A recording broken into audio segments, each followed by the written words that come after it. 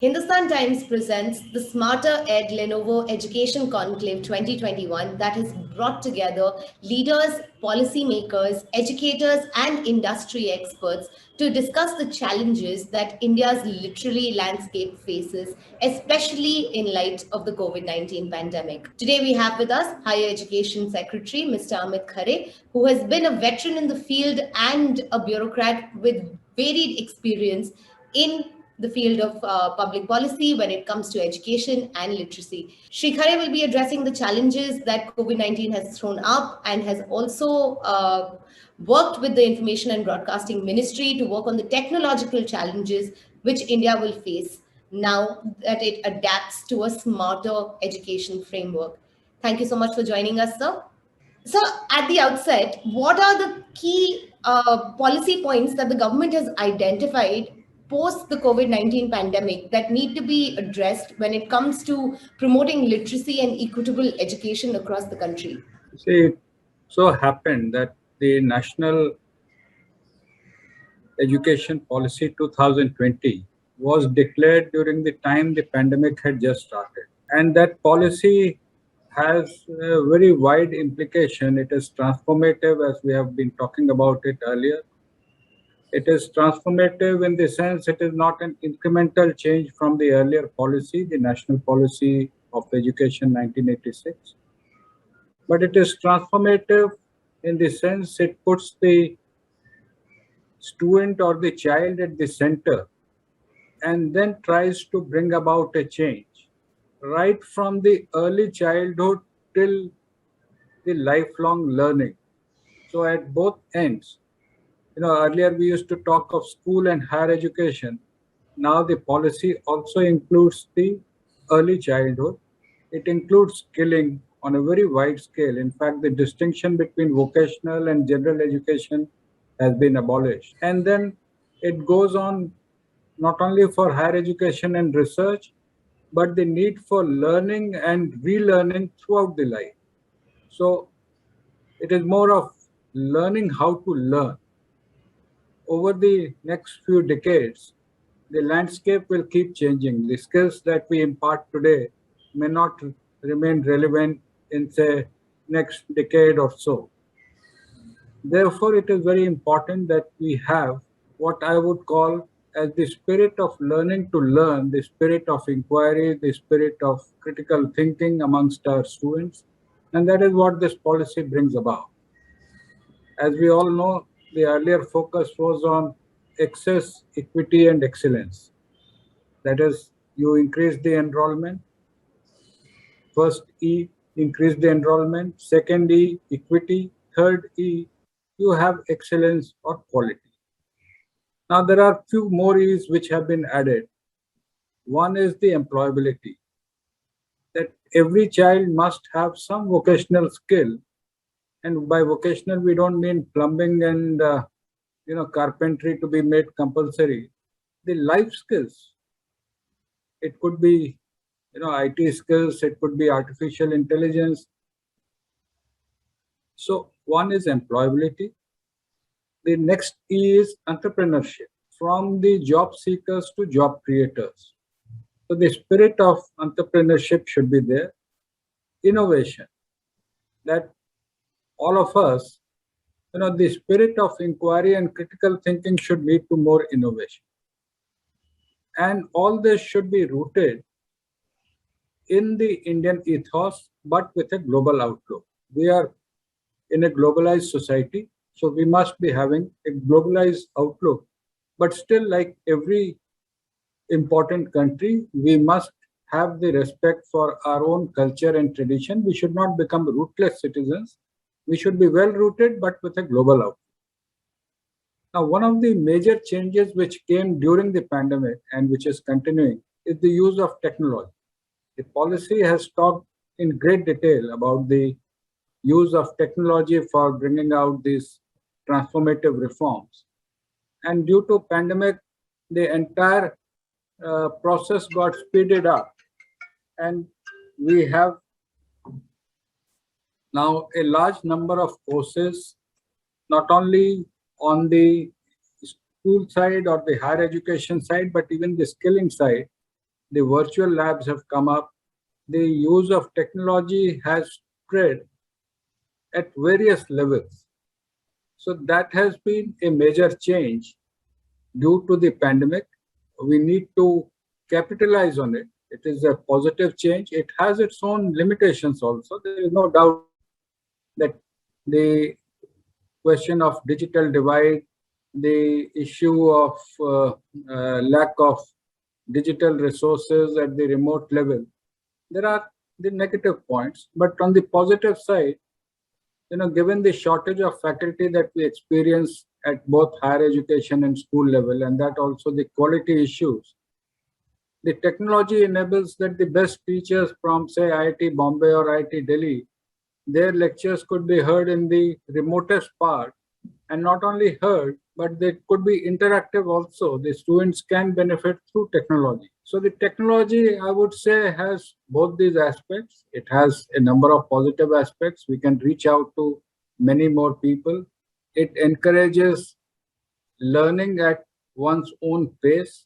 In a classroom, the entire class has to move together at a certain pace. In this technology-enabled education, people can move at their own pace, at their own convenience. If morning shift is not convenient for me, I can have the same lecture on the YouTube in the afternoon. I can have the assignments done late in the night. I can again revert back to the same content, either on YouTube or on other digital media. So technology that way is a great enabler. There is an issue of the availability of the technological devices that to some extent will be resolved because the 15th Finance Commission has made a very important recommendation for higher education for about 5,000 crores for the devices. So, but let me just say, not come all the way to Delhi or Bombay or say Kolkata to have the higher studies as used to happen earlier. They can do the same studies while being in their own location. The shortfall, of course, is the issue of internet, the issue of devices. To some extent, we are trying to solve it by having the non-internet-based interventions. For example, the 34 TV channels that we run, the educational channels. So even those areas which do not have internet can have an intervention through the same courses can be there through the educational TV channel. Of course, there is a limitation that the question answer interactions cannot be there on a TV channel. Similarly, radio is being widely used, the community radio and the FM radio. So these are some of the aspects, but technology and pandemic, they are not related to each other, but they occurred at the same time. The three things happened at the same time. One is that the National Education Policy was announced in July 2020, 29th July. The pandemic, the first wave was subsiding. The institutions were closed, so technology had to be adopted. And thirdly, the technology is now coming in a large way. So it is a coincidence, but I would say it's a very important and encouraging sign. There is also a very important role, and that is why a National Education Technology Forum, NETF, has been proposed in the policy. It has started working. That is to bring the government and the private sector together. Because technology does not mean that only the providers will be the government sources. A large private initiative has already come up in various edtech platforms. So the one is the technology which provides the content.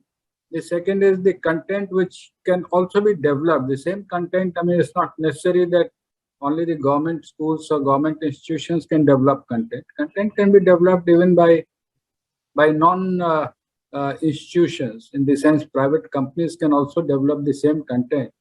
Content can be developed abroad also. We can have sharing of content between institutions or between companies.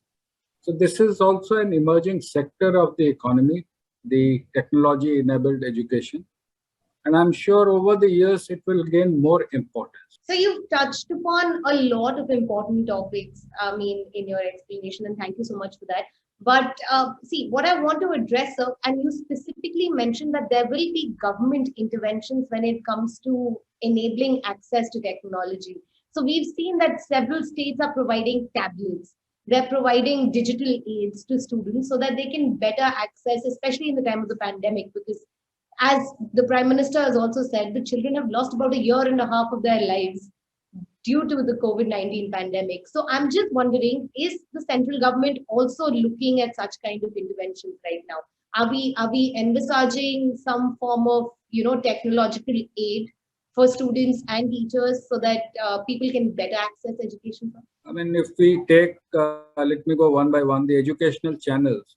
So 12 channels have already been given, one per class. So a class, one channel, one class. That has already been introduced last year. The second, because the states, the central government colleges and schools, their enrollment is about 10%.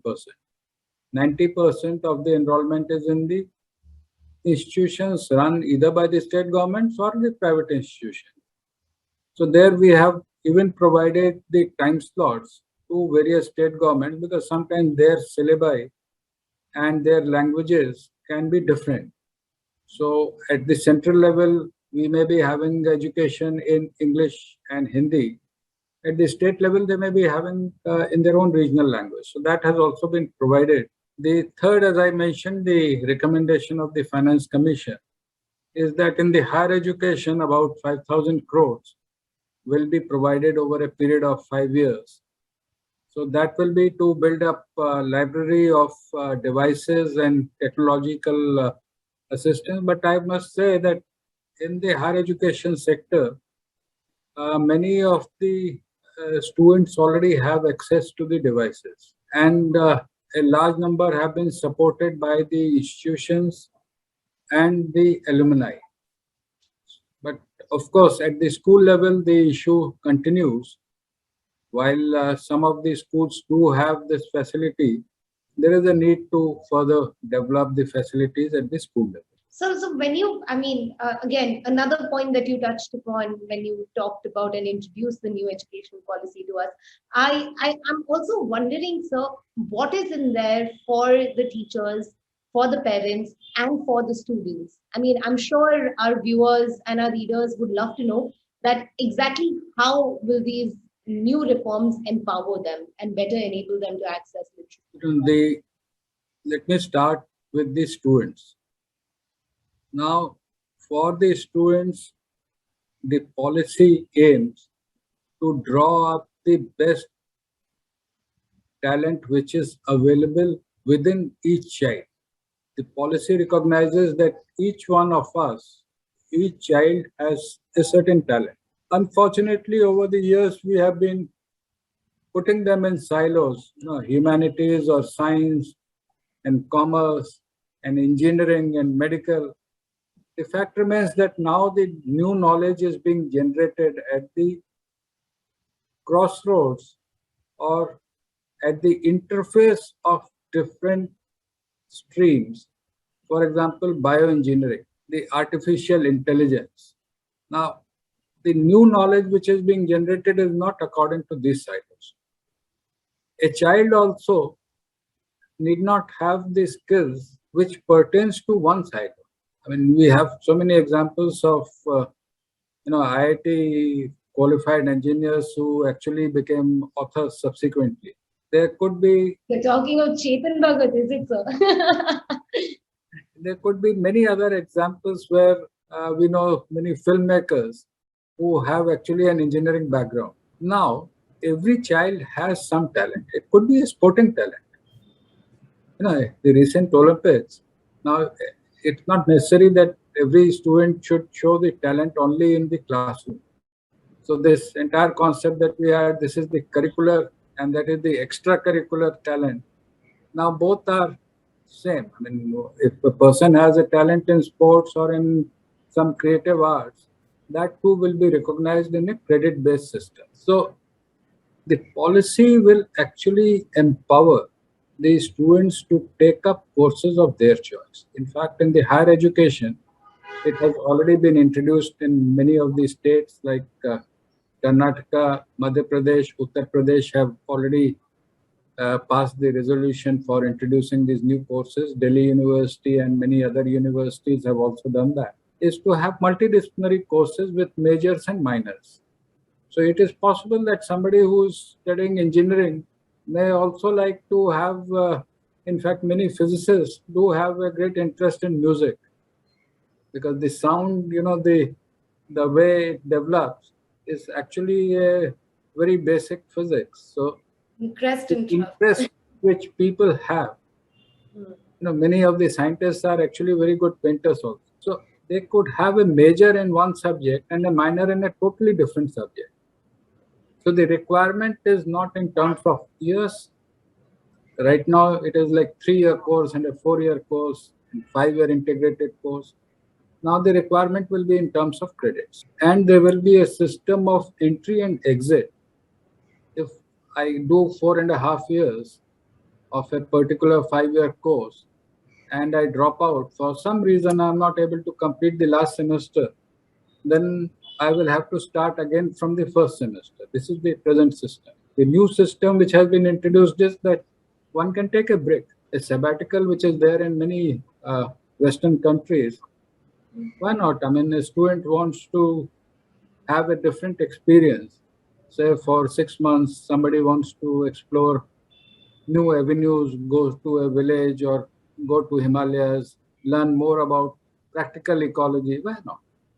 And then come back to the system with the credits that she or he may have earned earlier.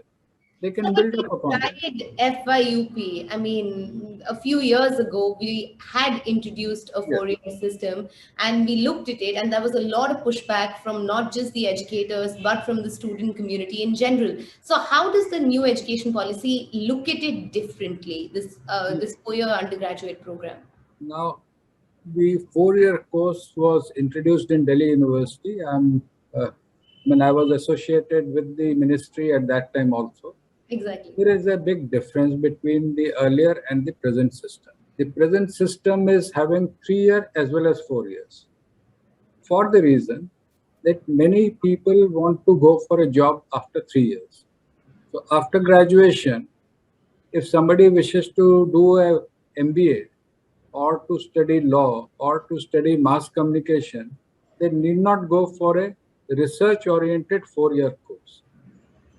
So there will be two courses, a 3-year course and a 4-year course. 4-year course leading to a year-long uh, MA or MSc and straight to the PhD. It is more to develop the research intensive knowledge because the general course will give you the information and knowledge about the subject. But if somebody wishes to do the research methodology, that is the 4-year course. So both, this was discussed at great length, and the chairman, Dr. Kasturi Rangan, with all the major stakeholders. So ultimately, the conclusion was that given the diversity of the country, you know, even though our gross enrollment ratio right now is not very high, it is only 27%. But even with 27%, the numbers, in terms of numbers, we have 3.85 crore students in the higher education alone. And if we wish to reach 50%, there will be about 7.5 crore students in the higher education system. Since each child is different, given the diversity, there will be many people who would be interested only in a 3-year course, so that they graduate and then after 3 years they may like to study something else. I mean, somebody wants to go for fashion technology, we need not put them in a 4-year research oriented course. After graduation, somebody may like to make a change. They may change right from the first year. With a certificate, they may exit and join some other course. So it will be both 3-year and 4-year. 4-year for those who wish to go in for research, teaching, and 3 years for those who wish to make an exit for a job. So that is why this entry and exit. But those who have gone for the 4-year course, they will be able to do the research, teaching, and 3 years for those who wish to make an exit for a job. So that is why this entry and exit. But those who have gone for the 4-year course, they will be able to do the research, teaching, and 3 years for those who wish to make an exit for a job. So that is why this entry and exit. But those who have gone out of the system after 3 years, maybe after another 3 years or 4 years of working, if they wish to come back, then again the system will provide them a new system. I mean, the new system will provide them an entry point. So there's basically a focus on skilling instead of we're not looking at what we used to call it as, learning, like, rote learning culture. We are looking instead at skilling and employability with the National Yes, Education Policy of but 20. more than that, we are looking at each student as an individual. And as an individual, the choice of the student should be respected, whether they want to take major or minor, whether they want to study for 3 years graduation or 4 years. Let the child or the student explore her or his own choice.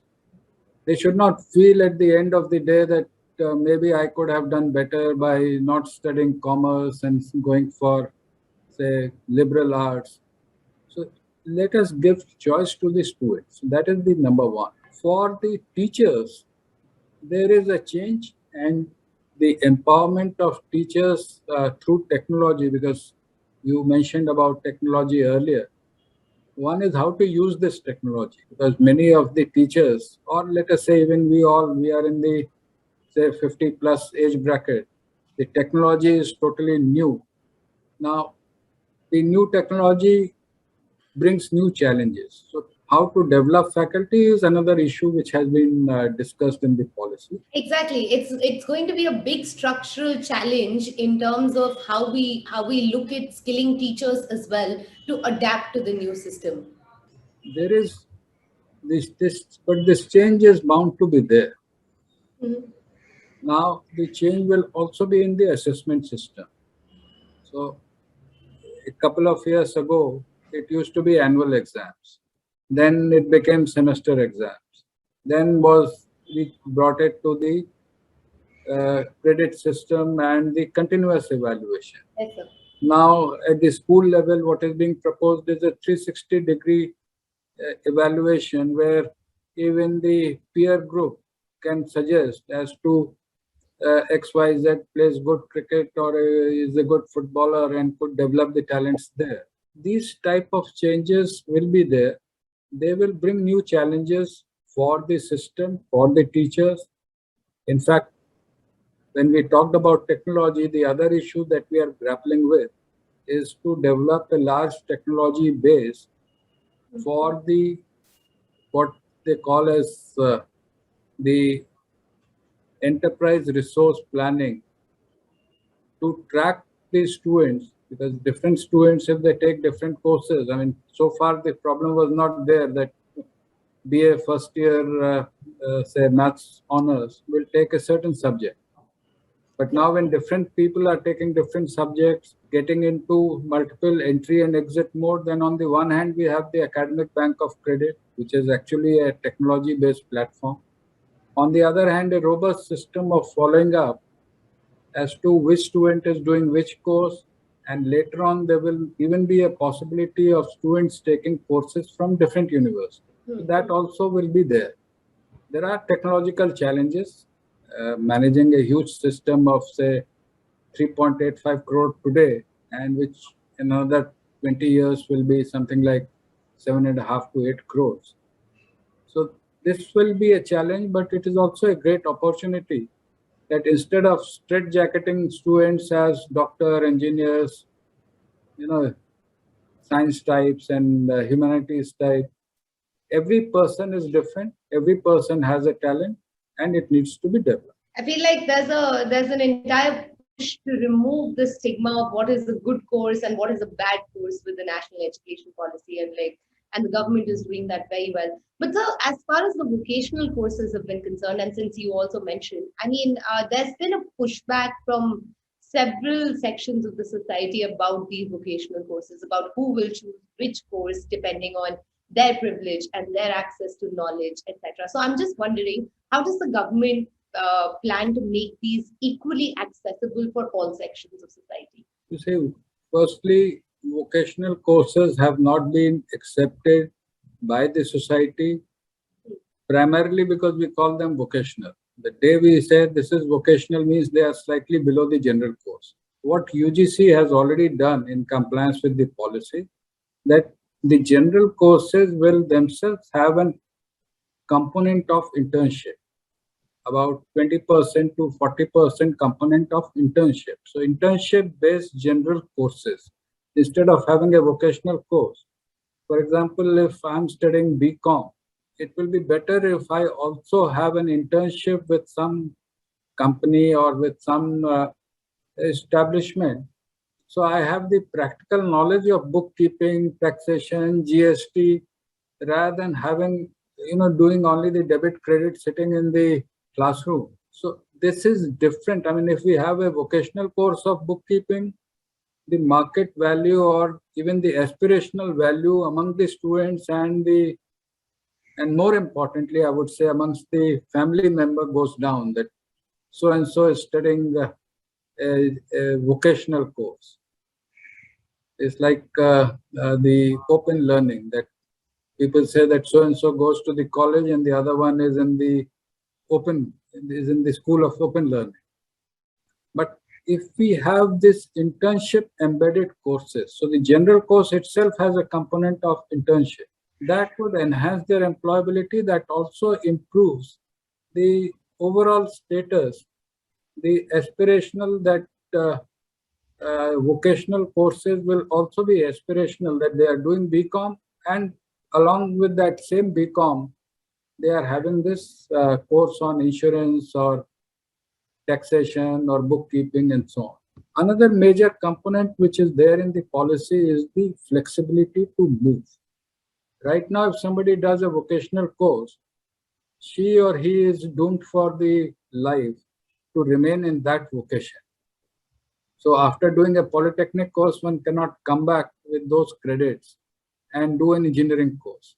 Here the provision is that somebody who has done a polytechnic, say up to a certain level and earned credits, maybe they can take a lateral entry into the semester, fifth semester or sixth semester of an engineering course. So that is what will make the vocational courses more aspirational. I believe lateral entry is something this government is promoting all across sectors, including in the bureaucracy, sir. But I would be remiss if I don't ask, how will we add to the digital infrastructure so as to enable everyone to experience all the positives that the national education policy of 2020 will bring? Many initiatives are happening together. So what we are talking is about education, but if you take the information technology, the optical fiber is reaching out to all the 6 lakh villages under the BharatNet scheme. In fact, from my experience, I can say in 2000 when these mobiles came, there used to be huge sets from, I can say it used to be from Ericsson, used to weigh about 400 to 500 grams, almost half a kg. Yes. And generally people used to say, who is going to use it? Now we find that the same mobile is being used even for making payments on the tea stalls or on the vegetable seller shop. So in a period of say 15 to 20 years, things have changed so much that from the cash-based economy or the card-based economy, now everything is changing to transactions from one mobile to another. So this change has come not because of any one ministry or any government. The overall development where the private sector, the government, the non-government organizations, and the citizen in general, they all are coming together using the technology. So that way, I'm sure in another 10 years' time, as the access to uh, internet keeps on increasing, as the 5G rollout is also there. So many of the things that we talk about, virtual labs and all, it will become very common with 5G technology. So this is all, which we visualize and for which we need to be prepared so that we are not left behind in the globalized world. So, I mean, thank you so much. I mean, for joining us. And I must, to conclude, ask you what your message will be for both the proponents and the critics of this new education policy. If you had to explain it to them in one sentence, how can they embrace it? Despite, I mean, there will be many challenges, including the introduction of the 5G technology, which India, anyways, is working on. But what would your message be in when it comes to the policy? I mean, this policy, the results will be seen over a number of years. We have already mentioned some of the results, but a new India will be there in 2050. Say 2047, we celebrate 100 years of India's independence. And this policy will enable and empower our citizens, children who are born today. They will be well empowered global citizens when they reach the age of, say, 25 or 26 in the year 2047.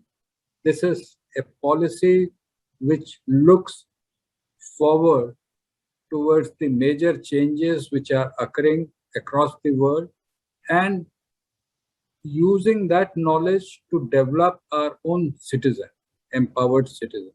We are implementing it in a phased manner because we don't want to have disruptive change. It is a transformative change, but we don't want to have disruption. Supposing we announce, I mean, you gave the example of 4-year course. It was announced all of a sudden and with no backup, and there was problem in implementation. That is why we are saying that the entire country, given the diversity, need not move together, that every university will become multidisciplinary. No.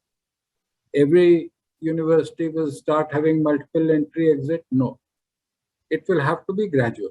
We have already, and that gradual is not by decisions which are whimsical. It is based on their accreditation. So those who are, there is an objective criteria, those which are A+ universities, those who are institutions of national importance, they have been given the first priority. Then we go to the other universities. But in a graded manner, the rollout is graded so that the normal functioning of the system is not disrupted. But at the same time, the long-term vision is that 2047, education should be such that it empowers this country to emerge as a very strong nation. And the children who are born today, they should have the best opportunities, which perhaps most of us did not have earlier. Thank you so much, sir. And on that positive note, I'd like to thank everyone for joining us at HT's EdTech Summit. Thank you again, Mr. Khare. You have been very insightful and very incisive when it comes to informing us about the policy challenges and the changing landscape that we're looking at when it comes to the implementation of educational policy.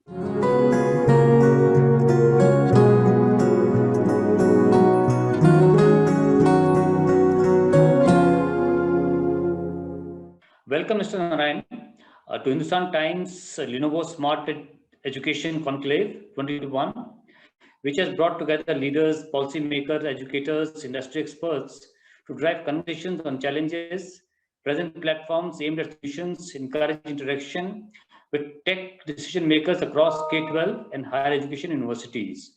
The theme of this conclave is the new order of education, which has been brought in by the new education policy program, which has been introduced from the academic year. It aims at ending the digital divide and also upskilling of the teacher training programs and also bringing some sort of collaboration with industry for employability of Indian youth. We have with us today Karnataka's Higher Education Minister, Mr. Narayan, to discuss these issues. Welcome, Mr. Narayan. The first issue we'll discuss is on how do you think the new education policy can change the framework of the education system in the country? Thanks, Chetan, for giving me this opportunity, and more so, you are going to discuss about the most relevant area with regard to the national education policy in the backdrop of the emerging technologies and the digital divide, and how are we going to cope up with the changes. So in this backdrop, probably the national education policy was much awaited policy for our country and for our system, particularly for the youngsters. To have a better future in this present 21st century, with regard to the learning, there are a lot of lacunas. It's been working basically in silos. And we are not trying to integrate with the industry. There's a total disconnect between the academic and the industry. There's complete mismatch. And particularly with regard to the research and innovation also. So keeping this in mind, how best the education system can be strengthened, our Honorable Prime Minister, Sri Narendra Modi ji, to transform our country, to make new India, probably the one and only way it can happen, it is only through education, innovation, and technology. So if that has to happen, this area has to grow and strengthen. Probably the basic foundation of education has to change. So in this direction, the national education policy permits the flexibility or the integration of the technology, very effective integration of the technology is been facilitated. And probably your question is, if the facilitation of the technology has been permitted, how are we going to use this? So in this direction, we do have a lot of challenges, but we are very well placed, particularly after the COVID-19, the adoption of the technology, the utilization of the digital technology has grown in leaps and bounds. Probably in this direction, our government has been working in this direction, establishing the platform, the comprehensive learning management system as a part of the digital learning. The comprehensive learning management system has been developed in the state of Karnataka, where the content, if you'll be surprised, none of the edutech companies also have that kind of content development has been done. We have done it excellently through our own resources, where we have more than 3.5 lakh. Content has been very well designed, and it has been very well crafted properly. And along with the classrooms, now we have made the classroom, internet-enabled smart classroom has been developed. Along with that, we have provided the device for the children who are studying in the government institution. So far, we have provided more than 3 lakh tabs have been provided. Further, this year also we are going to provide more than 2 lakh tabs will be provided. And along with this, unified university college management system has been established. Thereby, we can connect with all the private colleges, unaided colleges, aided colleges, and government institution, and the public university. All possible institution will come under this loop, and we'll be able to connect with them in real time and get all the possible data capturing can happen. Based on that, a lot of intervention can be done. And further, many more things have been planned in this direction. So the digital divide, we're trying to ensure there will not be any digital divide in the state of Karnataka. We are working in this direction, ensure, trying to reach out to the have-nots and provide them with all the required facility. And along with this, the upskilling of the teacher. That was a right point. We do have a very good institution, higher education academy in the state of Karnataka. Through that institution, we are trying to train more than 10,000 teachers within this 1 year. Within one year, physically, offline, and as well as online. Through virtually also, we are trying to train the teachers how to cope up with the changes what has been brought in the national education policy, how it can be effectively adapted. With regard to the pedagogy, we are emphasizing a lot on the pedagogy and the evaluation system. Probably this technology what I was speaking, the content providing of the content also will happen. The assessment of the student and a continuous comprehensive evaluation also has been very well designed in this program. And probably each and every student assessment is done on a class-to-class basis. And we'll have a very good system to intervene and ensure the quality of learning will happen for the students, and thereby the entire system will become student-centric. This is what we have done with regard to the national education policy implementation. We are fully geared up, and we are happy to do this. This is a way forward to address all challenges, whatever we are facing, for increasing the economy, to bring the social equity, the inclusiveness, or empowering the youngsters to have a better future.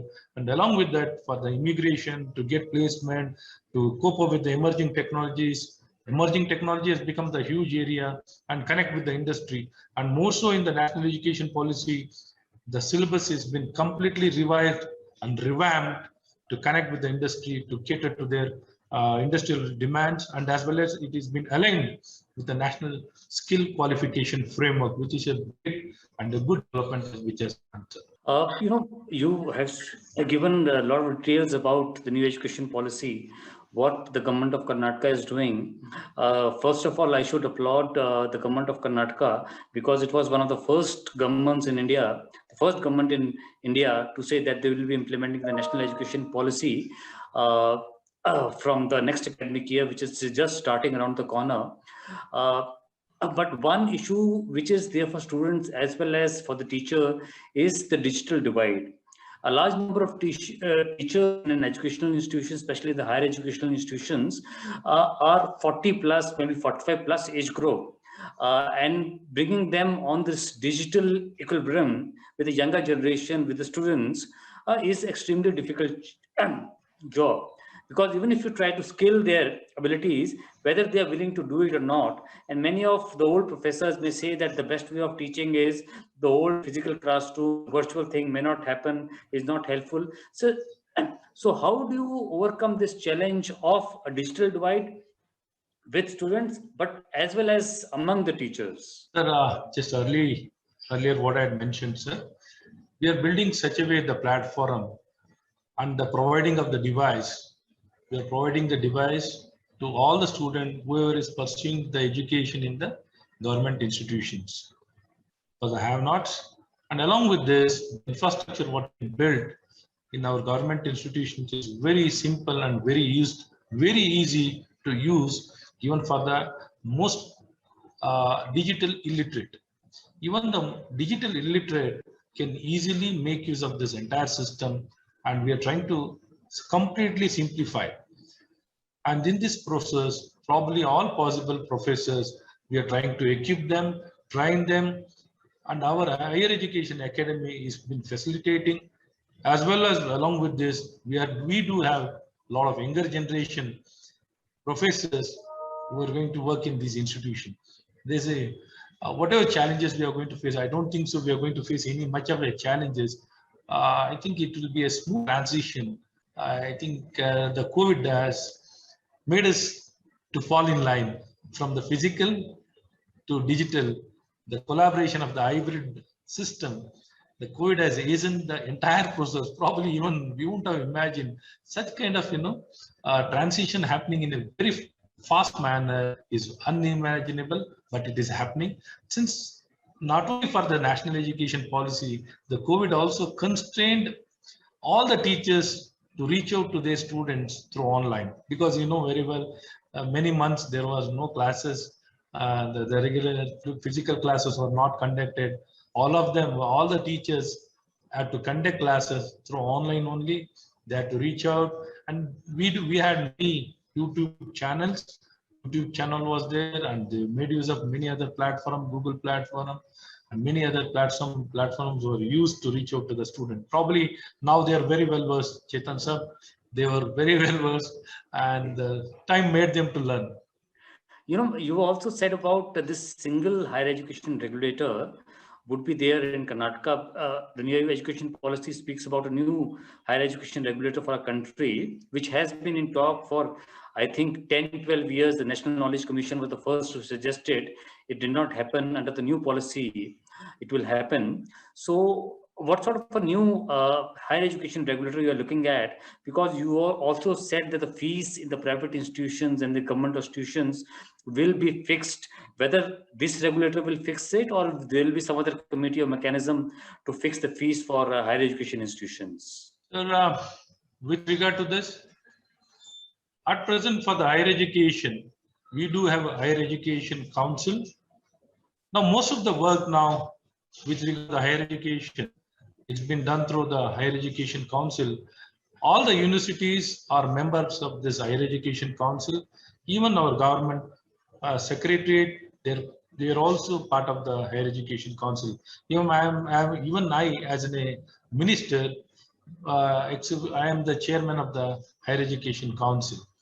Through the higher education council, we were able to bring in a lot of changes, bring a lot of coordination in higher education. Particularly, all the universities do have a lot of autonomy, and we try to do the handholding, mentoring, and what needs to be done, and we try to bring in a lot of coordination so that the uniform calendar of events and with regard to the academic activities or in with regard to the having an institutional development plan, all these things. Now, since the national education policy has come up, there should be a lot of structural changes, administrative changes, legislations needs to be brought in. Probably we have started working in this direction. Shortly in this session, to bring the Karnataka Shikshana Ayoga. Karnataka Shikshana Ayoga will be brought in. That will become the common umbrella for the primary, secondary, higher education. For entire education system, that becomes a common body. It will be headed by our Honorable Chief Minister, and as well as we'll be having a primary, secondary council. At present, there is no council for the primary and secondary. Now the council will be established for the primary and secondary. Council will be established, and strengthening of the higher education council. Under the higher education council, many other verticals will come up. So verticals with regard to regulatory council, grants council, accreditation, research and innovation. Many of these verticals will come under that. Probably it will take some more time. At present, we just got into the academic reforms. See, since the time is there, 15 years time is there for the stage-wise implementation will happen. In the initially for this 2021, we have brought in a lot of academic reforms, and we'll be having many more reforms academically also. But at present, what simple changes what we brought in is, at present the course and combinations are there. In the course and combination, what we did is, in the combination, instead of going for the combination, the student will be allowed to choose and design his own program by selecting the subjects. And more so, the fundamentals of the fundamental principles of education also, we are trying to bring in a lot of reforms in the changes, the way the curriculum is being provided, the pedagogy, the assessment system, and principles of teaching, the concept of learning, integration of technology, creative and critical thinking. The best possible principles have been trying to be integrated. Whatever we are talking here, extracurricular, now it will become part of the curricular. The vocational training was earlier separate, now it will be part of the academia. The combination, the multidisciplinary, earlier it was not possible. Now the multidisciplinary has been permitted. The art student can take science subject also. A science student can take art subject. Like this now multidisciplinary has been permitted, multi-entry, multi-exit. Many of these aspects have been strongly taken, and the blended learning will be permitted. 40% of the digital learning is permitted. So there are many good things are there, which all have been taken up in this academic year. Probably we are trying to go very fast and implement, do whatever best we can do. And we are getting all the support from all the angles, from all the industry, and all the people are extremely happy. Even our Honorable Chief Minister has taken a lot of interest, and our Honorable Education Minister of Government of India, Dharmendra Pradhan, he inaugurated kicked up the admission of the NEP for this academic year, and with the blessing of our Honorable Prime Minister. Yeah, as you said in one of your conferences earlier, that the Karnataka, the target is that by 2050 GER of 50%, which is about 25% now, doubling it. But to double the gross enrollment ratio, one has to improve the school education, especially the secondary and the higher secondary level, where the dropout rate, especially among the poorer section of the society, the Dalits, the improvised, the women, the girls, much more higher. So to improve the GER in higher education, one has to work from the school education sector. In Karnataka, how do you plan? I know that school education is not your subject or higher education minister, but still there has to be a lot of integration between the school education and the higher education to achieve this target of 50% GER, which is a target which is equivalent to a target in some of the developed countries in the world, which have 50 to 60% GER. So how do Karnataka plan to achieve this target? So even now, our absorbing capacity, for example, now the GER has increased from now, after our government took over, it has increased from 28% to now 32%. and more so to increase at present the capacity itself. We do have more than 2 lakh more students can be admitted even with this present capacity, and we are willing to expand our infrastructure to accommodate many more students. Because of the COVID, 100% result was given in the 10th standard, 100% result in the 12th standard. We will be getting a big number in with regard to the GR. We'll have a huge numbers. Probably in the days to come, as you rightly said, enrollment of the students should need to increase in the primary and secondary also, as well as in the higher education. I am very pretty sure that we are going to achieve by 2040 is our target to have 50% of the GR in the higher education. If things go well, I think we'll be achieving it within next 10 years instead of next 20 years. Probably we are going to achieve it within next 10 years. I'm very sure about it. I think that your words come true because if a big state like Karnataka achieves in 10 years, it may be impetus to several other states, poorer states like Uttar Pradesh, Bihar, where a large number of school dropout is there as compared to Karnataka. The number in Karnataka is negligible as compared to the Hindi heartland states. So I wish that you are able to achieve the very high GR, which encourages other states to also achieve it. But one question which arises is that last about 15 to 16 months have been lost in COVID, and the students have not been able to go to colleges, universities. There has been some sort of an adverse impact psychologically also on students.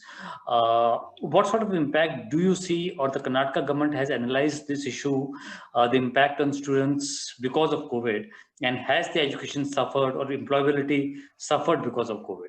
Chetanji, it's a very relevant and important thing. Academically, from the school children to college children, everybody has been very badly affected. But we did our best. Even during the COVID times, we provided them online education, as well as the 50% of the time in this, we have conducted classes. And we had a very good response with regard to the conduction of the classes, and we were able to provide them a good offline classes, as well as online education was provided continuously over the time.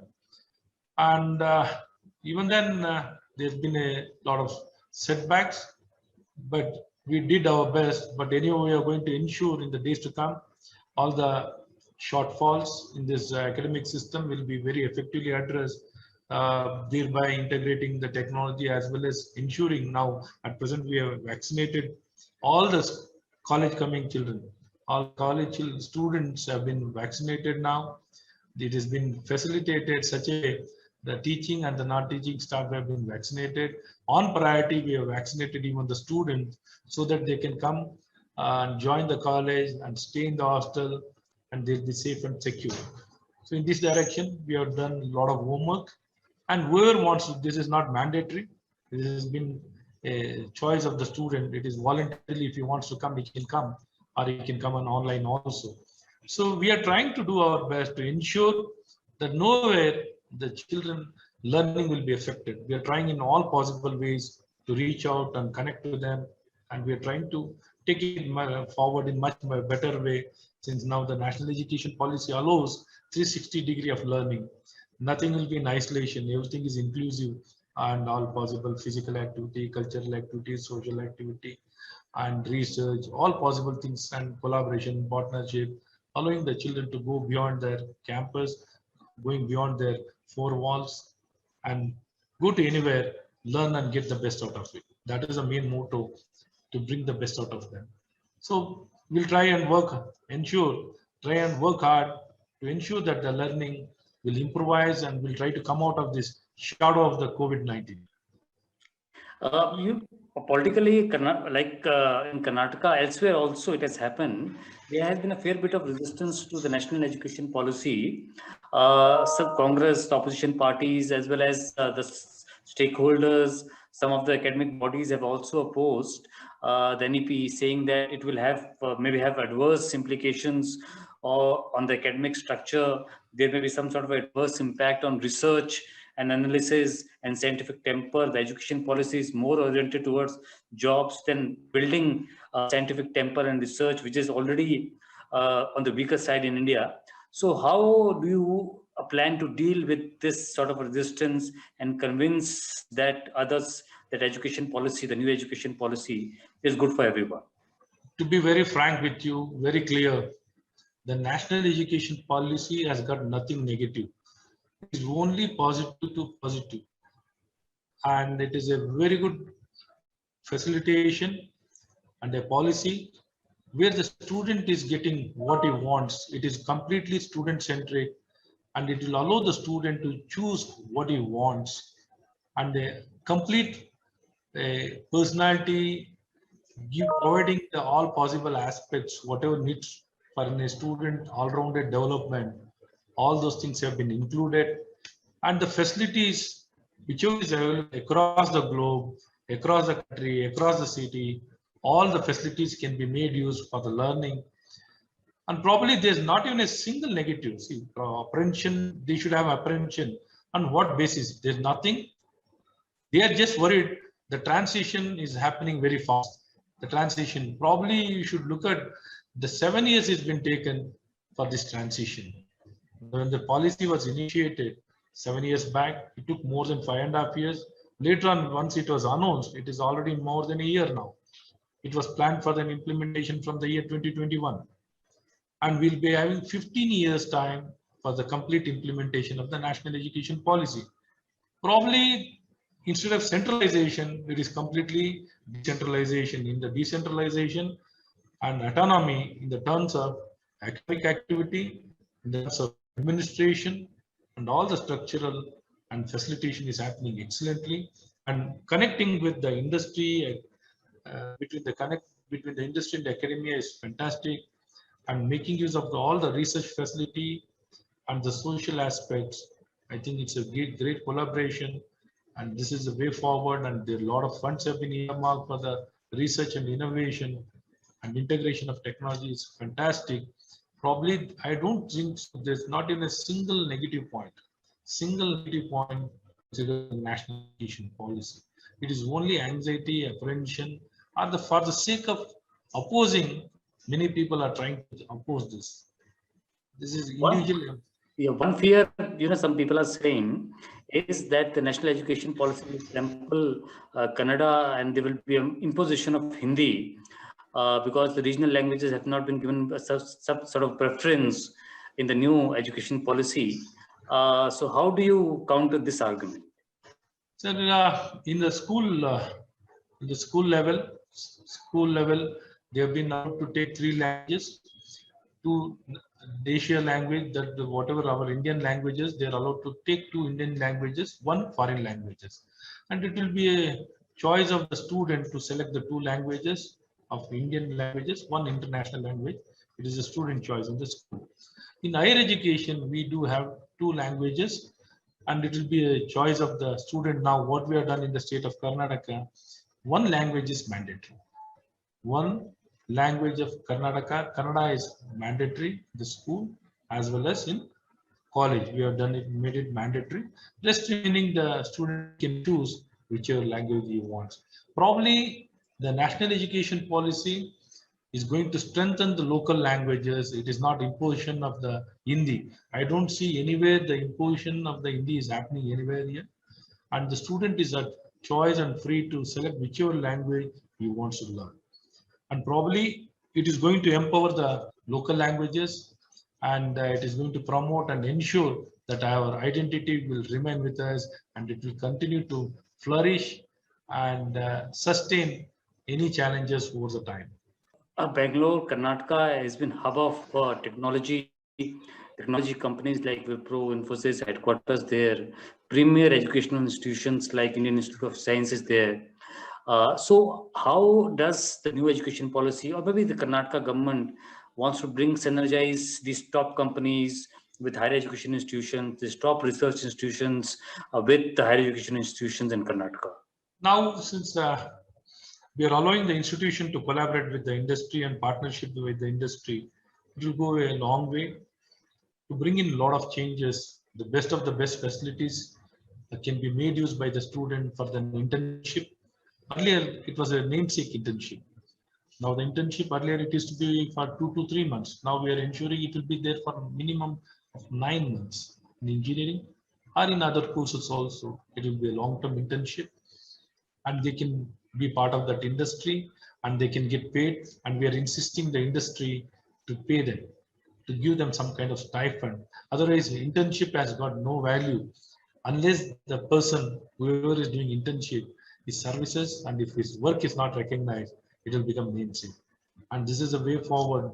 And I think there will be a good response. Even most of the Western countries, the internship has been paid. And probably the many of the people who are in the industry, they also love to teach. Earlier, they were not getting that kind of opportunity. Now we are trying to facilitate and ensure now either through virtually or physically, they can come and take classes and connect with the students. They can share their thoughts. So wherever, whichever they have good expertise on the domain, we are trying to ensure now the seamless connectivity between any person anywhere. And even we'll be surprised, Chetanji, the institution, what we used to see in only IIM and IIT, the Board of Governors, the similar concept has been advocated in the National Education Policy. Each and every institution, each and every college can become an autonomous institution with a Board of Governors. If you belong to any particular place or locality, you can ensure institution of your locality grows to the international standards, because our future is seen through this kind of institution. We don't get otherwise the strength or the energy or the capacity or the knowledge. Whatever we gain it through institution. So with that strong belief, we need to tell very clearly whether it is government, it is private, aided, anything. This institution is meant for us. And we need to see our future through this institution. We need to own up. You know very well, in many of the developed countries, how the entire community who owns up that entire institution. We are now trying to run this institution from headquarters, which is not, making any kind of difference. Allowing them to own it, not only academically, administratively, they can do whatever best, and the government also will be with them, and the community also can join hands and take it to a bigger level to ensure and get their children in their own locality a better and quality education. Thereby, their entire family and community is benefited, and globally and country is also benefited in a very big way. So I am very confident, as our Honorable Prime Minister keeps mentioning, next centenary celebration of the country, the independence centenary celebration, probably India will be well positioned, will be top of the world because of this transformation of the new national education policy. It will completely ensure that what new India, what all of us are aspiring to see, I think that will become a reality. Probably within next 25 years, we can see the huge transformation happening in our country with the right policy decision. We are allowing at least whoever wants to improve, whoever wants to scale up, we are allowing them to do things. Earlier, even if people wanted to do, they were not allowed to do. They were not allowed. Every possible direction is to come from the government institution. Every affiliated university, they have to learn, go for the tune or the music of the respective university. They have to fall in line with the respective university. They had no freedom. Probably you could witness the kind of changes it's going to happen. It is ultimate changes, and it's going to benefit the entire society. Thanks a lot, Mr. Narayan. It was really great talking to you. And I thank you on behalf of Hindustan Times to be part of this conclave. Thanks a lot. Thank you, Chetanji.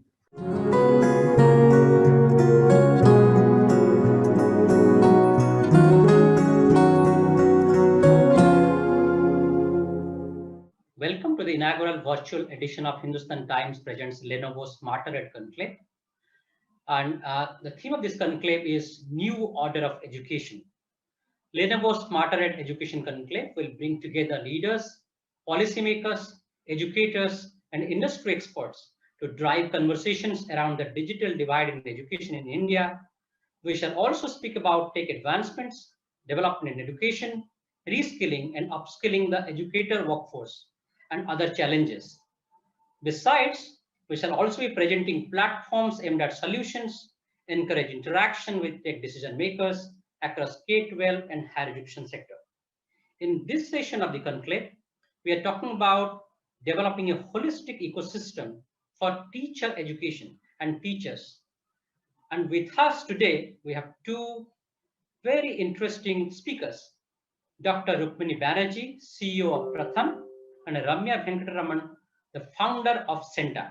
Before I start asking you a question, I will ask you to speak for 3 minutes on how do you view the teacher education system historically, and more so after the education system got disrupted because of this COVID-19. Can we start with Rukmini and then we'll go to Ramya as well. Thank you so much, Prashant. It's wonderful to see you. Usually we meet at the ASR release, but it's nice to be able to have a conversation. Hello, Ramya. So I would start off by saying that, if I look at the Indian education system, the basic skeleton of the system, or what is it that holds it all together, I would say that there are, two key elements, and I'm simplifying a lot, of course, but one of them is a age grade curriculum, which is in place, which guides not only classroom teaching, but also, whatever materials and other things that are used. And the second, I would say, are kind of bookended. Actually, bookend is probably not a good word, but we do have examinations. And obviously, the most important examination, which seems to put a big influence on whatever that happens in education, is the first big exam, which is the 10th standard exam. And to me, these are the two kind of defining features of what happens, within the system for the 10 years before and so on. And teachers are a part of this because they are the ones who are expected to deliver whatever it is that the age grade curriculum requires. And the best visual, physical indicator of the age grade curriculum are the subject-wise, class-wise textbooks. That is what is commonly seen. And teachers are also expected to use the curriculum, the textbooks and classroom processes to be able to deliver a successful result in the 10th standard exams. While primary grades may seem very far away from 10th, but I think the closer you get to that 10th exam, the more the examination puts a shadow or the light, whichever way you want to look at it, on what happens before that. And so I think that in thinking about anything, thinking about learning, about children, about teaching, about teachers, we need to think about these two structures that are in place, which have been in place for quite some time, and therefore are, I would say, an ingrained part of the system. And then along comes COVID, but of course, even before COVID, Prashant referred to the ASR reports. And again, the ASR reports, I think, just shines a torch every year or every other year on what the situation is. And I would say for 15 years, it's actually, this year will be the 16th year of ASR. And today is the last day of the preparation workshop for ASR 2021, which we are, we did a phone survey last year, and we are going to follow that up this year as well. But I think for the last 15 years, what ASR has done is pointed to what is the reality of where children are vis-a-vis this age grade curriculum. And, I'm not even getting to exams, because what ASR does is to measure this at a, at a very, very basic level. But even that basic level measurement shows that the age grade curriculum does not fit most of the children who are in the system. If I look at the 2018 results, which is now almost, 2.5 years old, but I'm looking at them because I know that the previous 10 years, there's not been that much change in the basic trends in learning levels, at least at the basic level. If I look at 2018, even in standard 3, we find that only about 30% kids are at grade level, which means that even in the first 2 years of school, the curriculum has gone far ahead of where the children are. And teachers, I think, are caught in the crossfires of, should I teach the children or should I teach the curriculum? This to me is the biggest question that teachers face, and actually the whole system face. So let me stop there. I'm sure there's a lot more we can talk about. Can I request Ramya to make her first remarks on this ecosystem and where we are right now? Because it's a very interesting phase for education. One is whether it's a temporary disruption or it is going to be a permanent feature in our education system. You know it, you deal with the teachers almost every day. So what is your experience of this ecosystem, how it is shaping up? Take us through the last 1.5 years, and a little bit of 2019-20, so that you can set a context before going to discuss specific issues. Sure. Yeah, thanks, Prashant, and yeah, great to be here with Rukmini and yourself. So before I come to the current situation, right, going back to your question about teacher education more broadly. So what I found, and some of us found, this was long before starting the journey with CENTA. But as you said, I was working with this global consulting major for 15 years, and last 5 years of that headed our education practice, built and headed that. And while doing that work, one thing is that teachers play the most important role in quality on the ground. And this is, of course, not a new discovery. I think it's been widely researched globally and in India.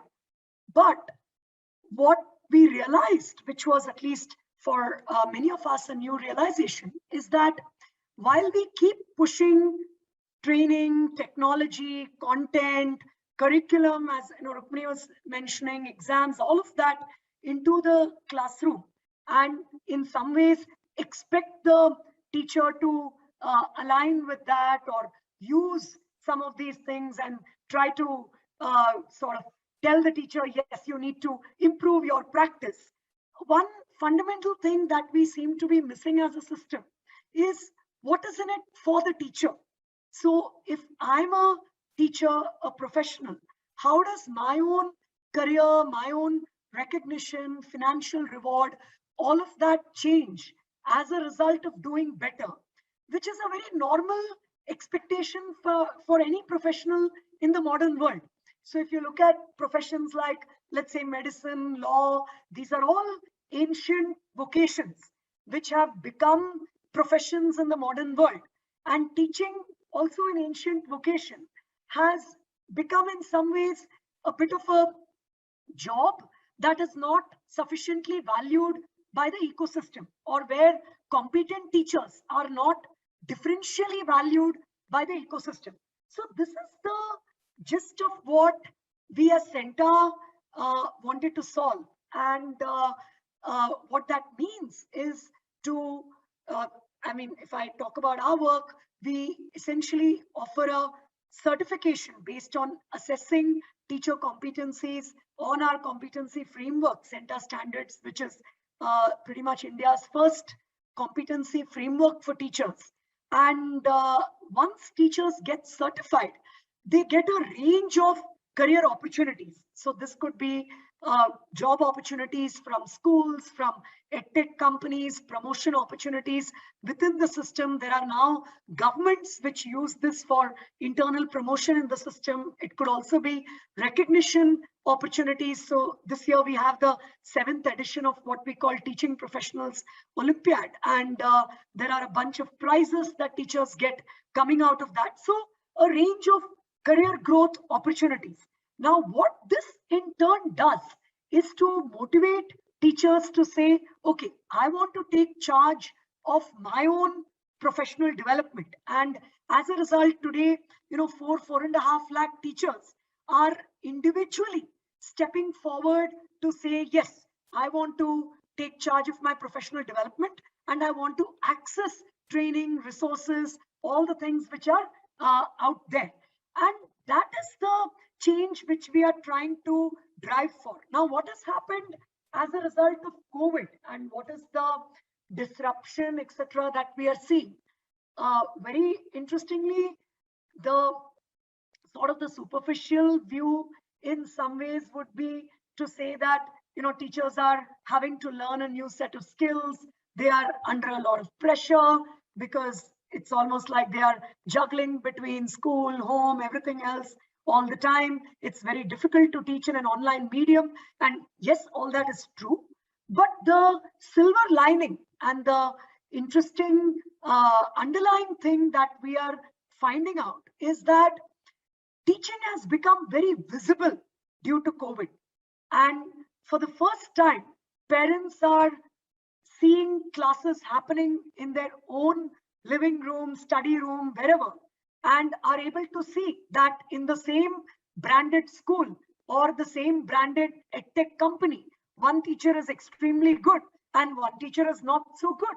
And therefore, the competency of the individual teacher makes a huge difference in my child's education.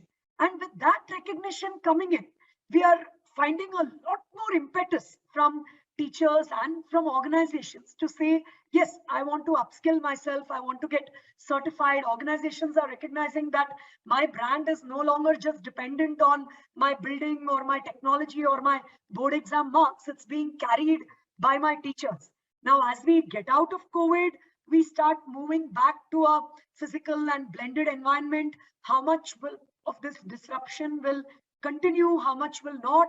I don't think there is an easy answer to that, and we can talk more about it as we go along. But those would be some of my opening comments. Dr. Banerjee, you know the ground situation. You talk to teachers on the ground, your team works on the ground. Last 1.5 years has completely is a situation where there is an accumulation of learning loss. I was talking to a teacher yesterday for some of my stories. He said, boss, I'm not getting old. I'm getting from OLD to I'm becoming OLT. What is OLT? It's online teachers. Do you see technology adoption is going to play a big role in upskilling, upgrading the teachers, number one? Because at the end of the day, what we have seen in the last 1.5 years is technology has played a key role in delivering education to our home. School is the bedroom or the living room is now the new school. So technology has played a role. We know the digital divide, the problems. Do you see technology is going to play a major role in upskilling the teachers? Do you see technology is going to play a major role in delivering the content of teachers to the students? And where do you see the role of technology in upskilling the huge pool of teachers who are not skilled enough? So, Prashant, as you know, a lot of our work is with government school teachers at primary grades and largely rural. And where I would say that all this online stuff has really not happened at all. I mean, there has been, maybe bits and pieces that have gone on WhatsApp or whatever. But a lot of the talk in India and elsewhere has been on, which is essentially a urban model of, well-resourced schools and so on. And I saw the biggest divide of this. For example, I know, Ramya, you are also working in Chandigarh. So Chandigarh is an interesting case, which has roughly, little over half are government schools and the rest are private schools. And if you talk to the teachers across these schools, they're completely different experiences of teaching, of interaction with parents, with children in this time, in the same geography. And so it's almost like you have to come up with completely different methods of connecting. I'm not even getting into technology, of just connecting children with teachers, parents with children, and parents with teachers in this last couple of, in this last year and a half. So I would say that the real tension, I would say the real challenge has been that you want to harness the promise of tomorrow. Just because today we are not in a good place, doesn't mean that tomorrow cannot be a good place. But in the meanwhile, you also have to deal with the immediate and the now. So how do you do both? How do you do both in a way that gives as much, the world is not a perfect place, but how can we do more than what we are doing today with the resources that we have? And so I certainly think that technology is going to play a big role, and and it should, along with, I think, better teaching, whichever way we do it, whether it is face-to-face or whether it is blended or whether it is in any other form. I think that in addition to teaching having become visible, another very big thing has happened during this time across the board, whether in urban areas or whether in rural areas, is that parents have felt the responsibility of doing something about learning. I would say that, again, at the risk of sounding oversimplified, parents were seen as playing, a large number of parents in India who are particularly not educated themselves, saw their responsibility as contributing to schooling of their children. The provision of the fees or the getting children ready to go to school, making sure they're enrolled. But the major responsibility of the learning or the delivery of the learning was seen as to be in the classroom and with the teachers. I think now with almost 500 days of children not being in school, there is a much greater distributed responsibility and a much more maybe inequitable delivery. But I think that is also, to me, a very big plus point, that parents feel that they can contribute. They need to be maybe helped to know how to contribute. We see, for example, in the ASER survey that was done in 2020, where we really went into exploring what is happening in the household, who is helping the children, what is the connection between the school and the home. We saw a couple of very interesting things. One is that across the board, what rural children were using most was textbooks. So the textbook is a traditional piece of our education infrastructure, but it's a familiar piece, and a piece that even people in the family can help children navigate with. Whereas when worksheets come on WhatsApp, a father in Chandigarh said that he had 3 kids.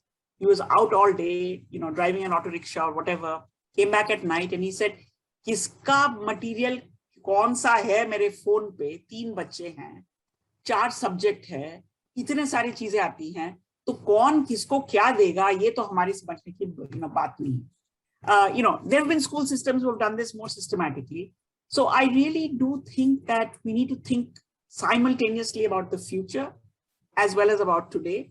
And I think that what this opportunity, and I feel we haven't leveraged this opportunity, this has been a great time for one-to-one connection between parents and teachers. In the urban elite schools, through technology and whatever online stuff, maybe more of it has happened. But at least in Pratham, we have done a lot of work just on simple phone calls repeatedly with the same sets of parents. And we see that calling it personalized learning is too fancy a word, but making a personal connect between the parent and the teacher and some learning tasks has been very possible, and we should leverage more of it. ASER 2020, just the last bit I wanted to say is, we saw that in a lot of the government rural schools, where there was not that much technology or virtual content being exchanged, there was a greater proportion of parents and teachers meeting each other, either parents going to school or teachers coming home. And in the same area, that was much less with the private schools, where there was a little bit more of the remote, So I think we have to take these kind of, what I would say, silver linings and make sure it becomes the whole fabric and not just the lining. I also think that we need to think as a country in a much more coherent way about this connectivity and devices and so on. And our own experiences of actually collective devices, like let's say there is a community or there's a school where there are devices which are shared by groups of children, we've seen very positive results. So I can imagine that in the future, you are not hampered by the fact that your parents don't have a smartphone. There is a library of devices which groups of children can access, both in terms of having content on it or having connectivity through it. And proceed in that way. So a lot to be done, but I think we need to think about what will help all here. Okay, Dr. Banerjee, very interesting point. Before I go to Ramya, let me ask a question from your last sentence. The shared devices, more connect between the teachers and the parents, the use of technology in a piecemeal manner as well as in a coherent manner.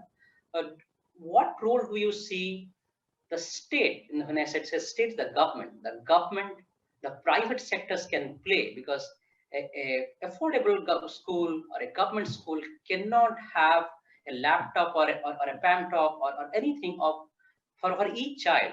When you said shared devices, what role do you see for companies, like IT companies who are relatively education facing, relatively conscious about some purposes, and as well as there's a huge resource to do that. What role do you see the government and then the companies to make these shared devices, make these devices available so that learning can happen faster in support, with support from the teachers as well? Let me give you an example from something that we've been doing on the ground.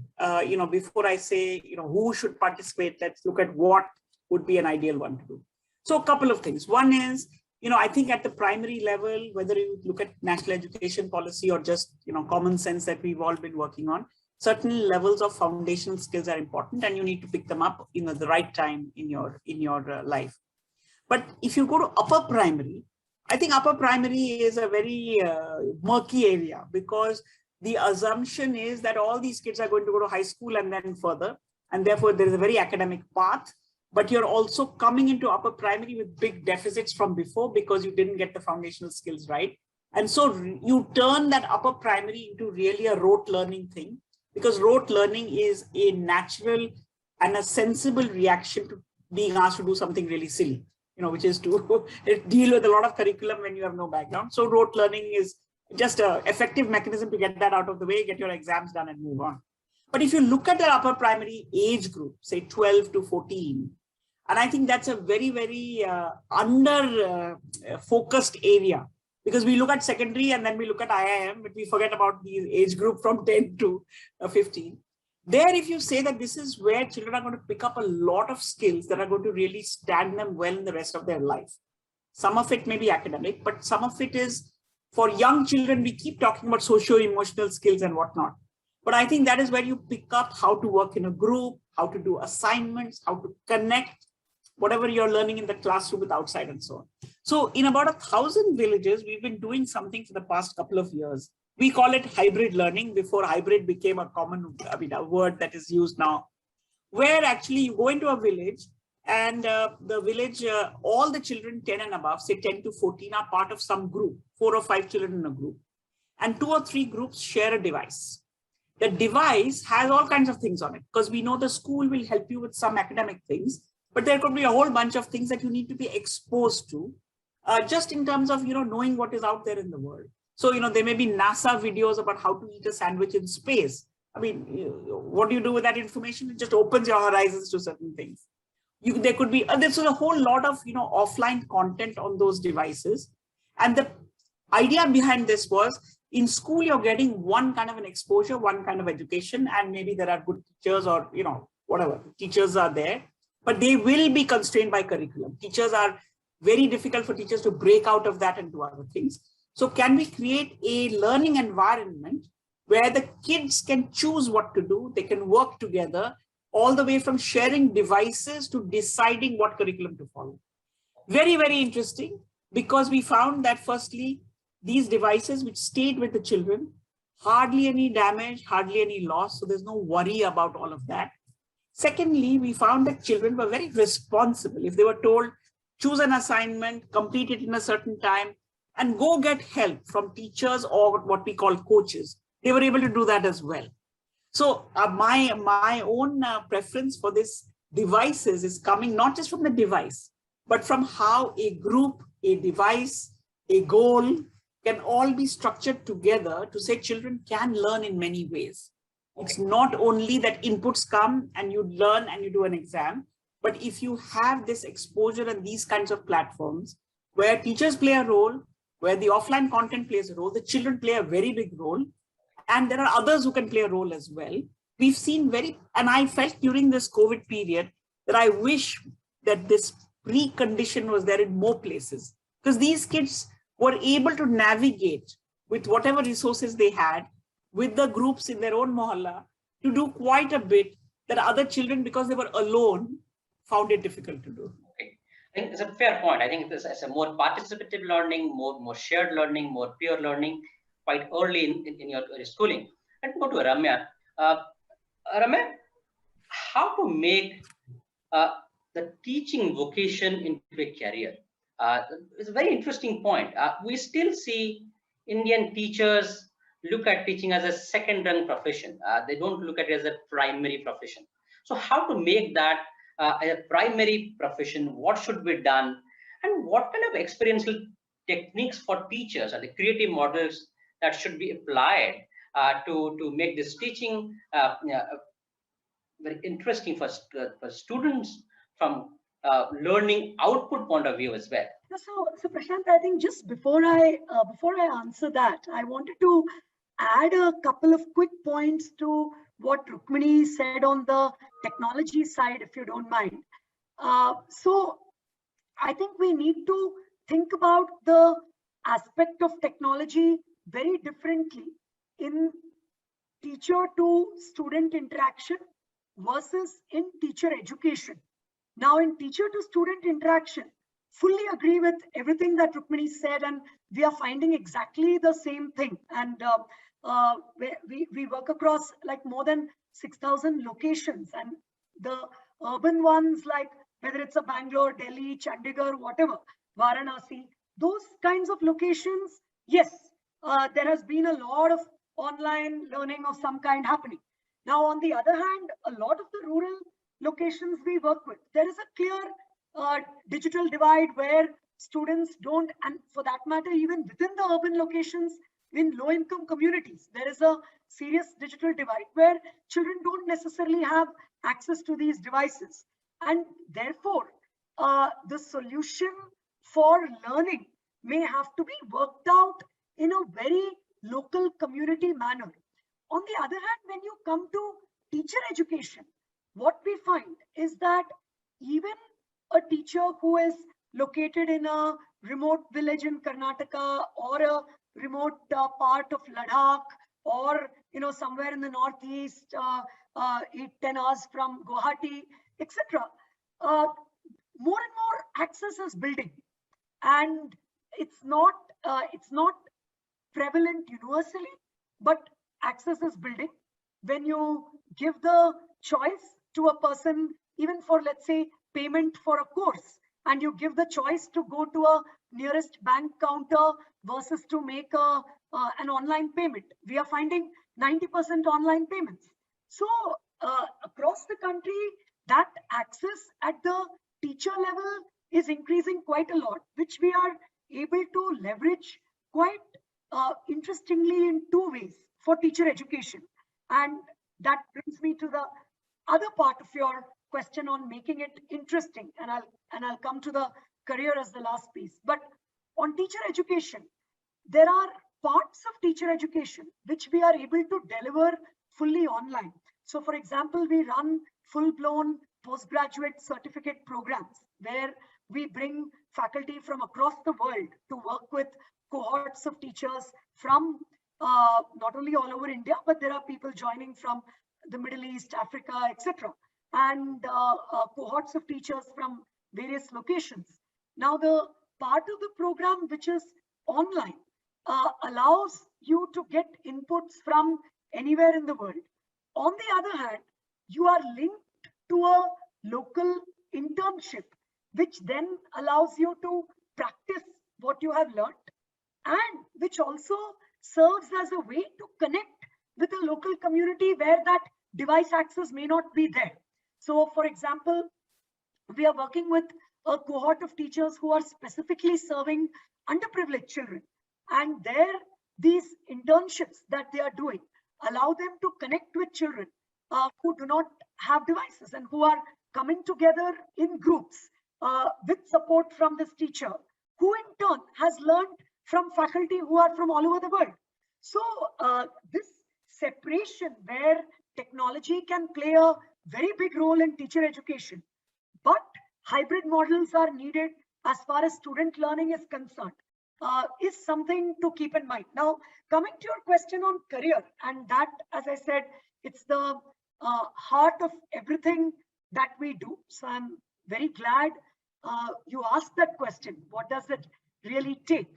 And I think the first thing it takes is to mobilize the ecosystem to reward competent teachers in a differential manner. And we are seeing many examples of that. For example, there are large school groups now who say that to become a coach or to become a principal, you need to get certified.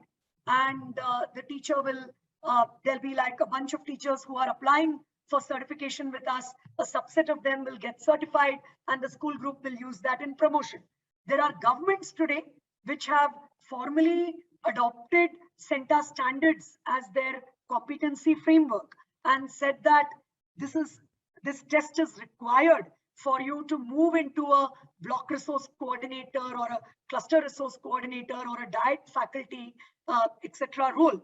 And that test has been conducted and promotions have happened as a result of that.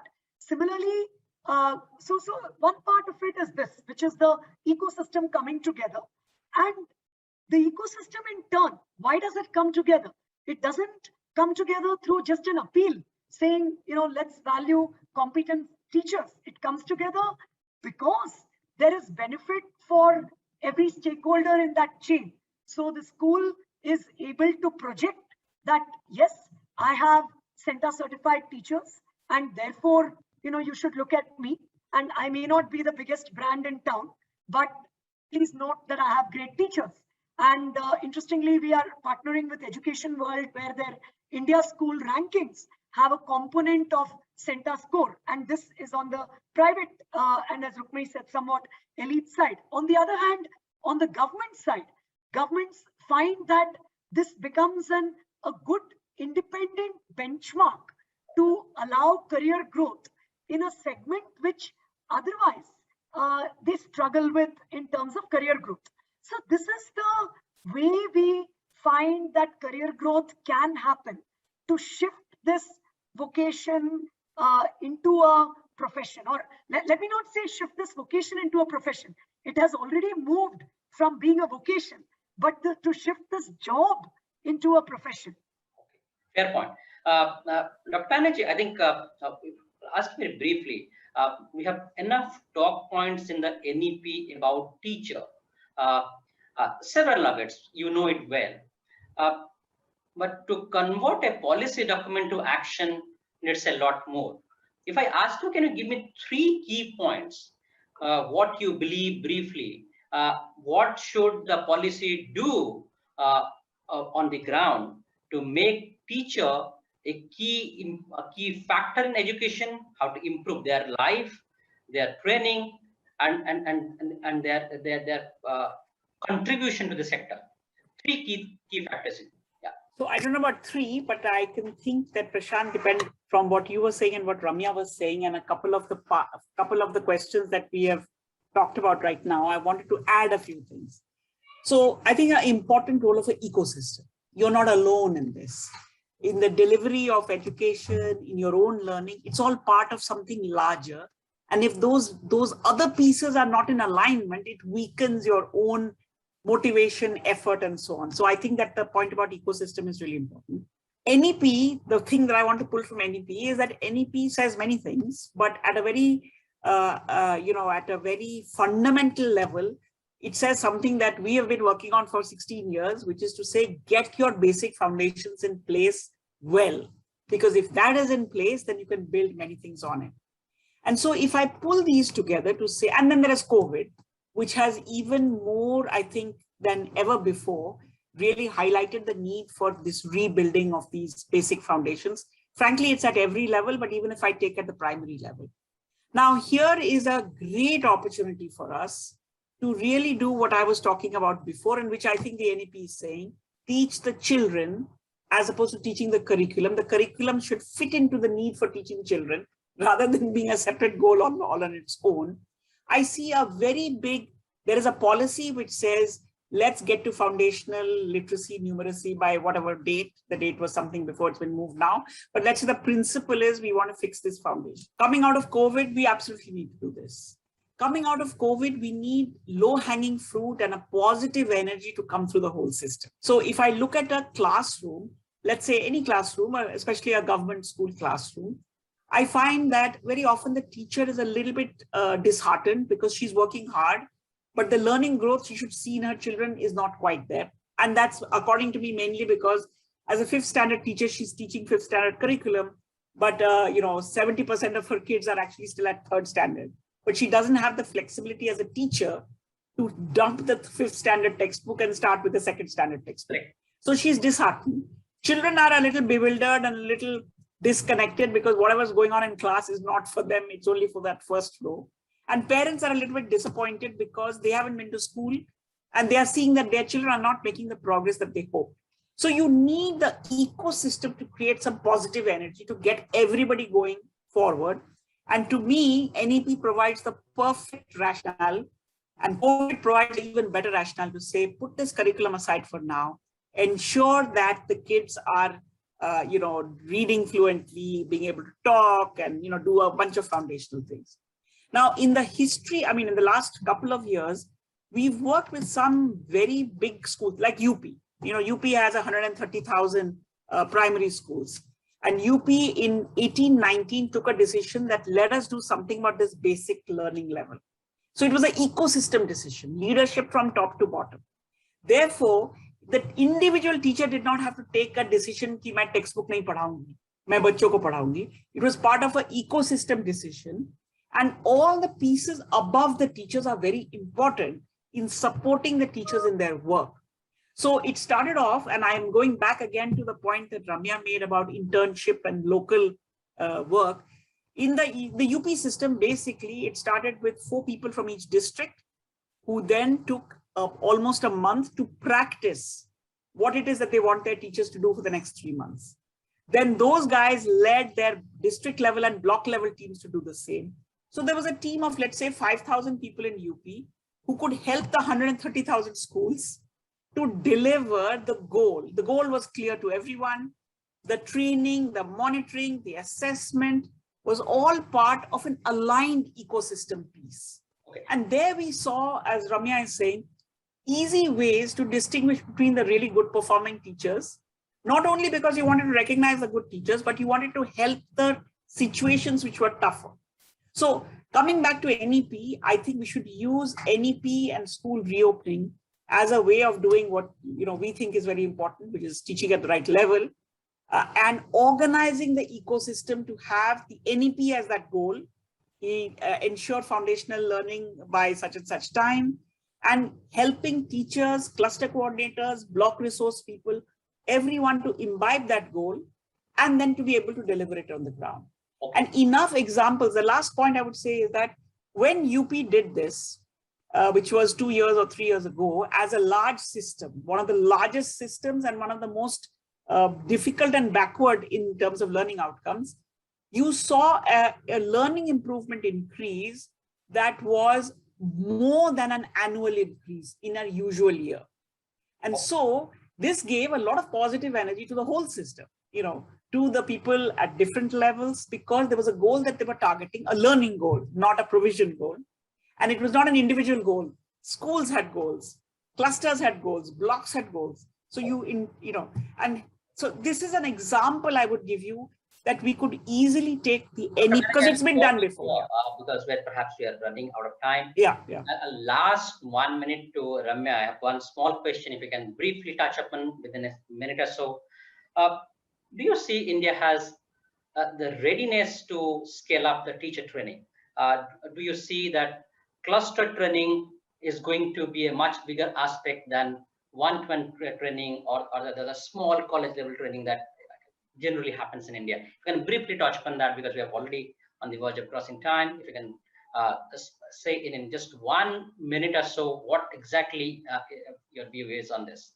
Sure. So Prashant, interestingly, in fact, NEP 2020 allows and provides for the base to do exactly what you are describing. And chapter 5 of the NEP in particular, which focuses on teachers, I would say there are 2-3 important elements which can enable scale up of training.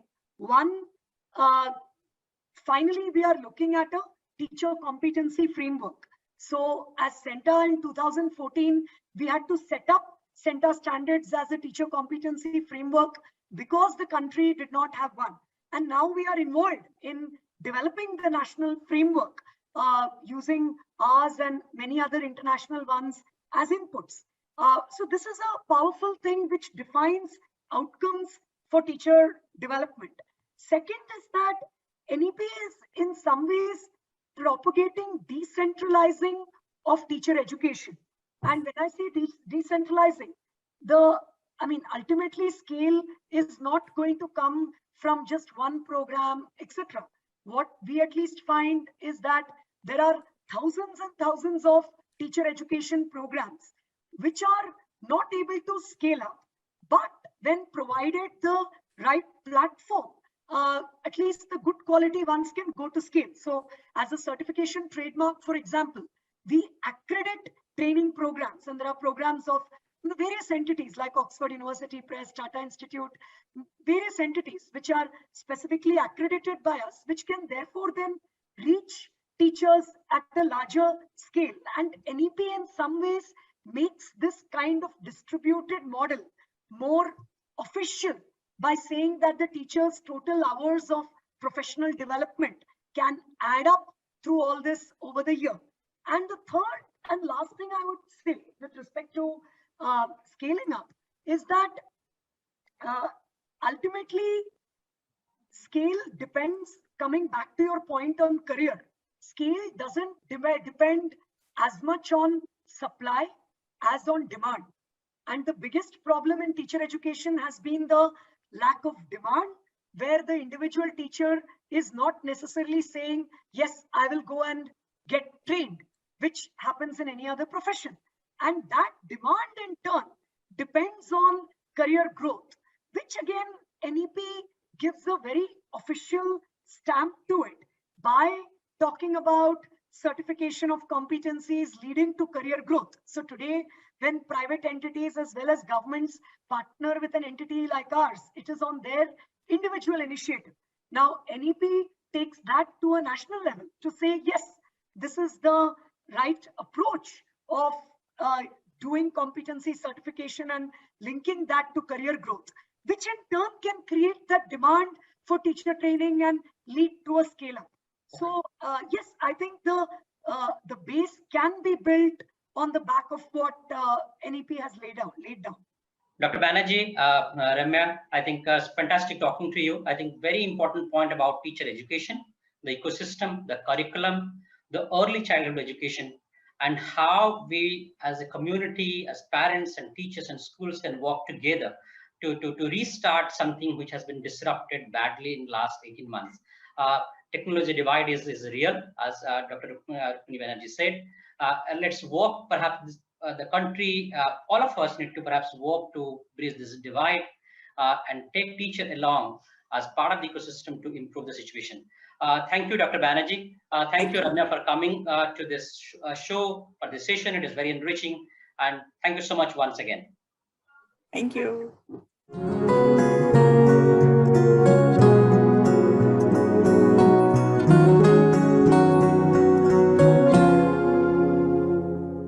Welcome, everyone. Very happy to see you here today, although I can't be with you in person. I'm Genevieve Hilton. I'm the head of communications for Lenovo Asia Pacific, and I'm very happy to share with you the results of a study which we have just concluded about students and educators in Asia Pacific, including India, of course, which we've called Cracking the Code for Online Learning. Now, this study actually came about from India because one of our colleagues asked me, well, out of all of this, what do the students think about online learning? And as a parent myself, as well as a Lenovo executive, I thought that was an interesting question again to ask, not just asking the teachers, but asking the students themselves. So therefore, we did this study in conjunction with Microsoft, and we employed 2 professional agencies to do a study of 783 educators, and along with 669 parents and 1,935 students. Of those, around a little bit more than 200 were in India. Now, by the way, these are students more in secondary school and in high school and in university rather than little kids. But it was an interesting view of the entire Asia Pacific as opposed to just somewhere else in the world. So let's take a look at what the results were. First of all, we had to look at the basics, how much online learning was really happening this past year.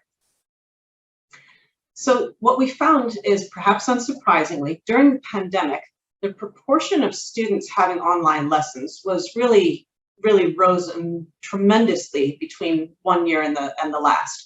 So where there was in the previous year, probably about half of the students had almost never had an online lesson, by the end of the year, 62% of them were having online lessons, and in some places it was really a tremendously high percentage, skewed a little bit by markets like Vietnam, where they had not been hard hit by the pandemic at that point, but most of the markets we surveyed were doing quite a lot of online learning, which they had never done before. Another thing that's very important to note here, and you'll see this coming up in the study again, is that the mode of learning is not all simultaneous, or what we call synchronous learning. So coming from the office world, where we often see we have a Zoom meeting, we have a Teams meeting, quite a lot of the students were doing either a mix or sometimes even no synchronous learning at all. So that meant they were just getting the materials from their teacher, not in real time, no interaction with the teacher necessarily, and then having to send them back. So it's important to note that when we look at whether they were satisfied, how they felt about online learning, a lot of them were not doing the synchronous, but both the asynchronous or mixed. Having said that, everyone was using more technology during the past year. 6 in 10 students increased their use of technology by quite a lot, by 30%. And if you look at it, among students and parents, 45% increased their use of technology by almost half. So it's quite a lot, if you think about it, in a single year's time. Educators, even more so. Now, we did not interview educators in India, or not enough to get a good sample size, but you can see a similar trend in markets like Malaysia, Indonesia, and Philippines. Their use of technology in work increased tremendously, with about 3 in 4 educators increased their use of technology by more than 50% in a single year. Again, which is an enormous difference in such a short time.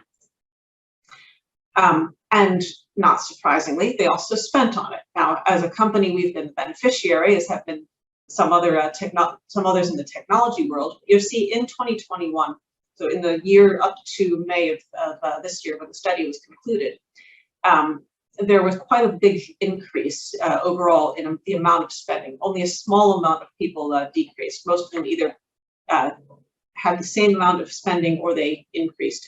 In fact, 42% of students and parents increased their spending by at least 30%, again, an enormous amount.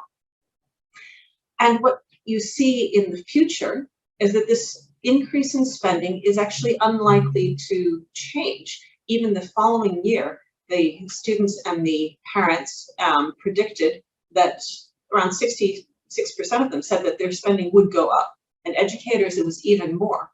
So as we start to see this, our question is why? So they've already maybe got a laptop or a tablet. So what is it that they still want to spend more on? In fact, some of these answers are becoming clear as we go through the study.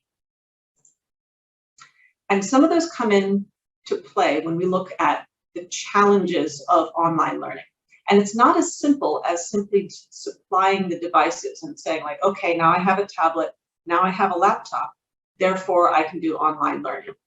So what does it mean when we look at the details? And again, as a parent, I heard a lot of other parents and I heard a lot of kids complaining during the year. And this is myself, I'm based in Hong Kong, so which is a very high technology adoption market. A lot of the kids were already using computers. So maybe it's just that they like to complain, because when we looked at the results, it's not surprising to see that about 1/3 of them thought that online learning did not allow them to have as good a result of education as before. And the parents were slightly more pessimistic than the students were.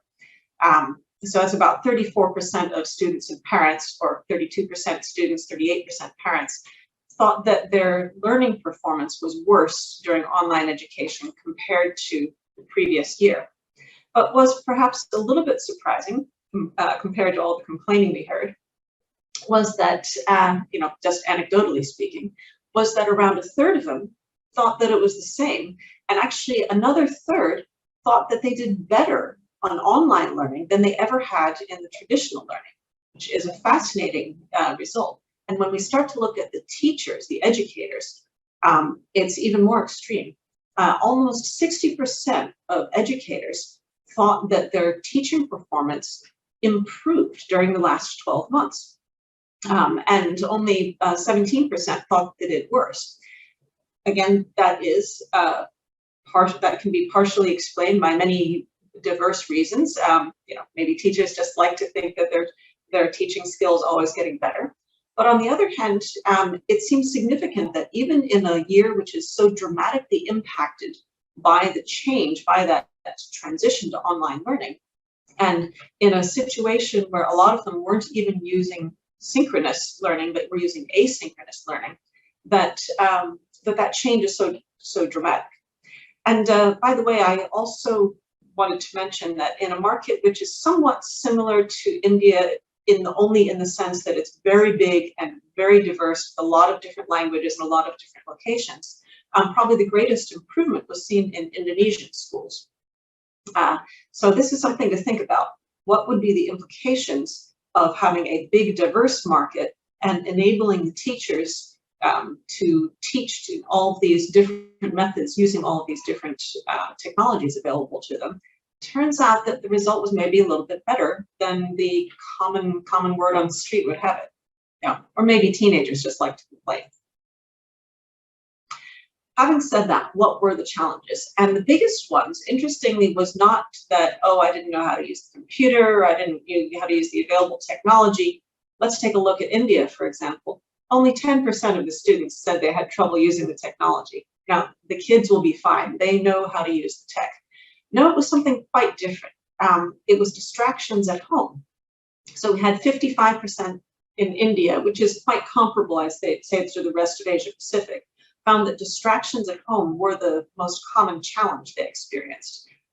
Motivation, of course, when there's no teacher breathing down your neck, then you can't see the teacher. So we had 51% of the students saying that this was an issue. Lack of immediate feedback and interaction. Remember what I said a minute ago about asynchronous versus synchronous learning. So this lack of immediate feedback and interaction was seen across the board, 38% in India. The social isolation, which everybody has experienced during the pandemic and continues to do so now. Yes, we had some level of difficulty with poor internet access, some level of difficulty with insufficient teaching support. And another one which I want to point out here, a little bit higher in India than the average, was 34% said that they had difficulty in accessing study materials at home, such as textbooks, which we'll see in another moment why that looks like an interesting topic and why we should remember that. Some people had difficulty in finding space at home, which I expected that. Again, myself being from Hong Kong, we have tiny little apartments. I thought that would be more of an issue, but that tended to be quite similar all across the board. Lack of appropriate devices. I want to keep in mind that the study was actually done online as well. So this might be a little bit skewed because the people who were answering the survey already had a device, obviously. Nevertheless, you can see that there was a range, but it wasn't the top. It wasn't the top challenge.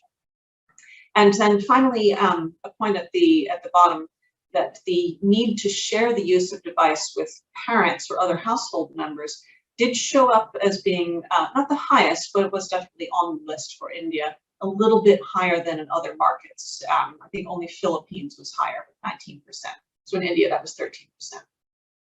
So these challenges are something that we all had to think about during the year, but we also should think about what are the implications of these challenges. What does it mean? Where do we come from? Where does this challenge affect us? Now, taking a look at the educators. Now, again, we didn't have a very high level of Indian educators responding to the survey, so we didn't break out the data, but there are some in here. And I think we can also take a look at some of the comparable countries such as Indonesia and Malaysia, which have similar challenges, multiple languages, very large geographic areas. And you can see that it's just the flip side of what the students said. The students get distracted or lose concentration, and they specifically mentioned during live sessions. But I think that's all the time. Social isolation was a big one, because remember, teachers are people too. They need the interaction of their students. A lot of teachers have gone into the profession because they genuinely love working with students, working face to face. Now, a very interesting one was that we saw as a much bigger issue with the teachers of learning how to adjust to a new platform, or adjusting to a new platform, much bigger than it was for the students. So I think we can make a few stereotypes here, right? Students are very adaptable, kids know how to adjust. A lot of them are what we call digital natives. Teachers, it was a little bit more difficult to make that jump. We also see that the teachers had difficulty in delivering the content effectively during e-learning. So that is a learning itself, how to deliver content during e-learning. And something that as a technology company, we are looking at now. How do we make that better and easier for teachers? One point that I wanted to share on difficulty of providing feedback to students. This may also go with the asynchronous versus synchronous learning. And along with that, something which we really need to consider, which is how do the students and the teachers share information? So it's not only in the live classroom setting, just those of us who are in the education profession or who remember being students ourselves, who are parents, a lot of the learning happened outside the classroom, or through homework, or through assignments, or studying for tests, study groups. All of these things, and getting that individual feedback from teachers is very important for a student. Yes, we did find in some cases they also had insufficient devices or equipment to support the teachers when working from home. Although, as we'll see, most of them did end up using a laptop. There's not always, that's not everything. There's more to it. Some of them did actually have to bear the cost of purchasing or subscribing to e-learning platforms. Although sometimes that's borne by the school, there was also a concern about the cost of whether that would provide the benefit that they were really looking for. There was also a lack of appropriate e-learning platforms and technical support. This showed up not as the #1 concern, but it was there. And then finally, restricted access. So document sharing is, I think, always an ongoing issue in any shared or collaborative environment. So just as it is for teachers, just as it is for office workers, I think everybody around the world. So you can see as well that there's a difference between the different markets, but the trends tend to be the same. And when you look at the difference between even the kindergarten or primary or secondary school teachers versus the educators working at local colleges or universities, they're actually not that different, which I thought was very interesting, because I would have expected the younger teachers, teachers of younger students to be answering this in a slightly different way. But as it turns out, they were quite similar across the board. Now, here's one of the questions I thought was the most interesting. When something goes wrong, what do you do? And when encountering technical issues during e-learning, it looks like about 1/3 of the students would actually go to their friends, their classmates, their siblings, or adults in the household, or just solve it themselves. Almost the last one on the list was going to the technical support staff. And if you look at that, nearly 1/3 of them are asking other young people. And this is something very interesting because it gives us another insight into one of the distractions that we saw earlier. The kids are taking up another burden, and that is as the IT support for their friends, for themselves, or even, if we look on the other side, for the household. Because even the educators who would tend to ask the technical support staff a little bit beforehand, that's their first port of call, would be the tech support staff. 11% of them ask the kids. So if you're a teacher in a household with a teenager, you may readily ask your own students, or you may ask your own teenager, come and fix this for me. And so there we have behind the scenes an entire cadre of young people who are acting as the tech support for the household, for the school even. Now, having said that, they're not the only ones who are doing it. We also saw parents' involvement or other adult household members for the students at nearly 33%. We saw the teachers having to act as tech support or other school administrators at 23%. And yes, around 15% would be the school technical support staff. And of course, also a lot of the students went to the search engines and find the answer for themselves.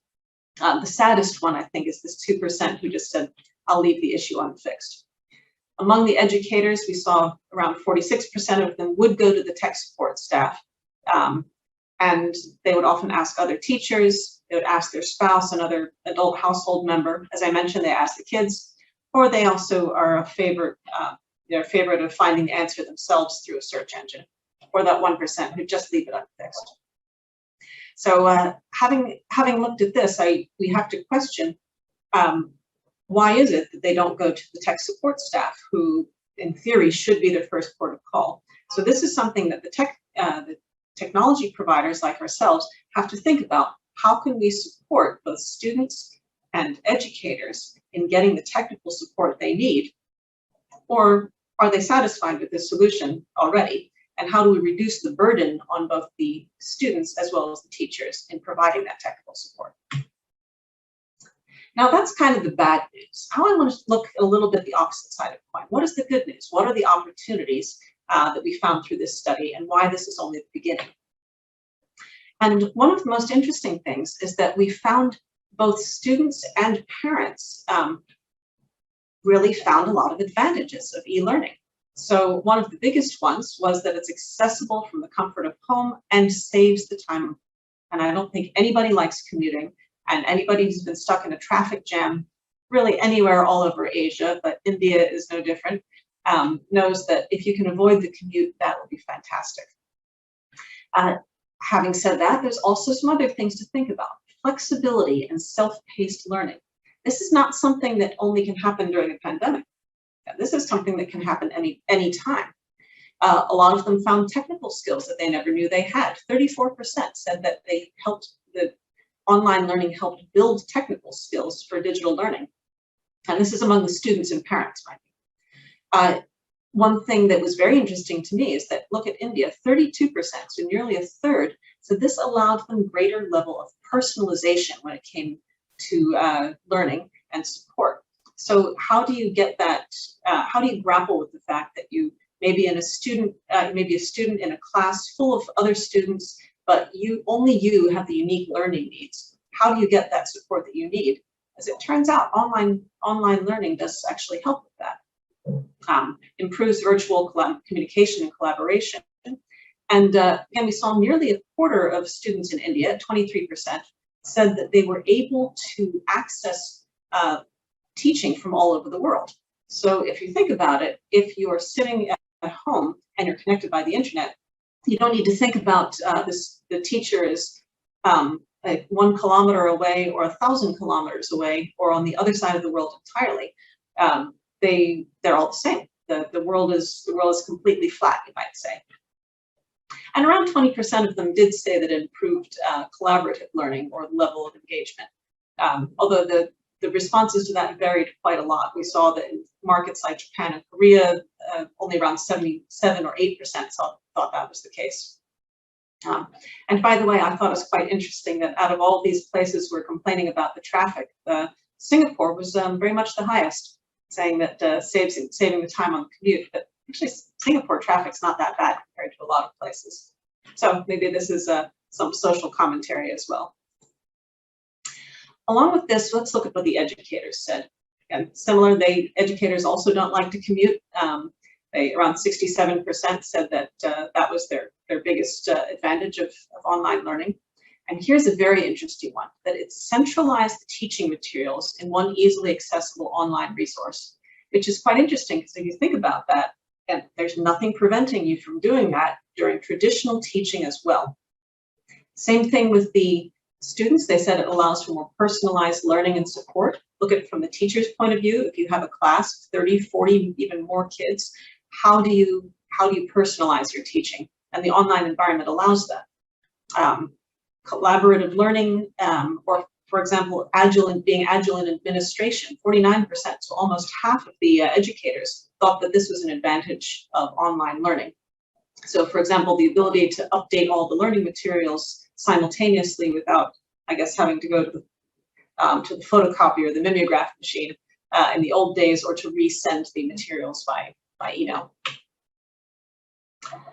Now, one of the other very interesting areas we saw is that the the technology that the students and the educators were using, you might say that, okay, they all had a laptop. So that was on students at around 70, say around 3/4 of them had a laptop.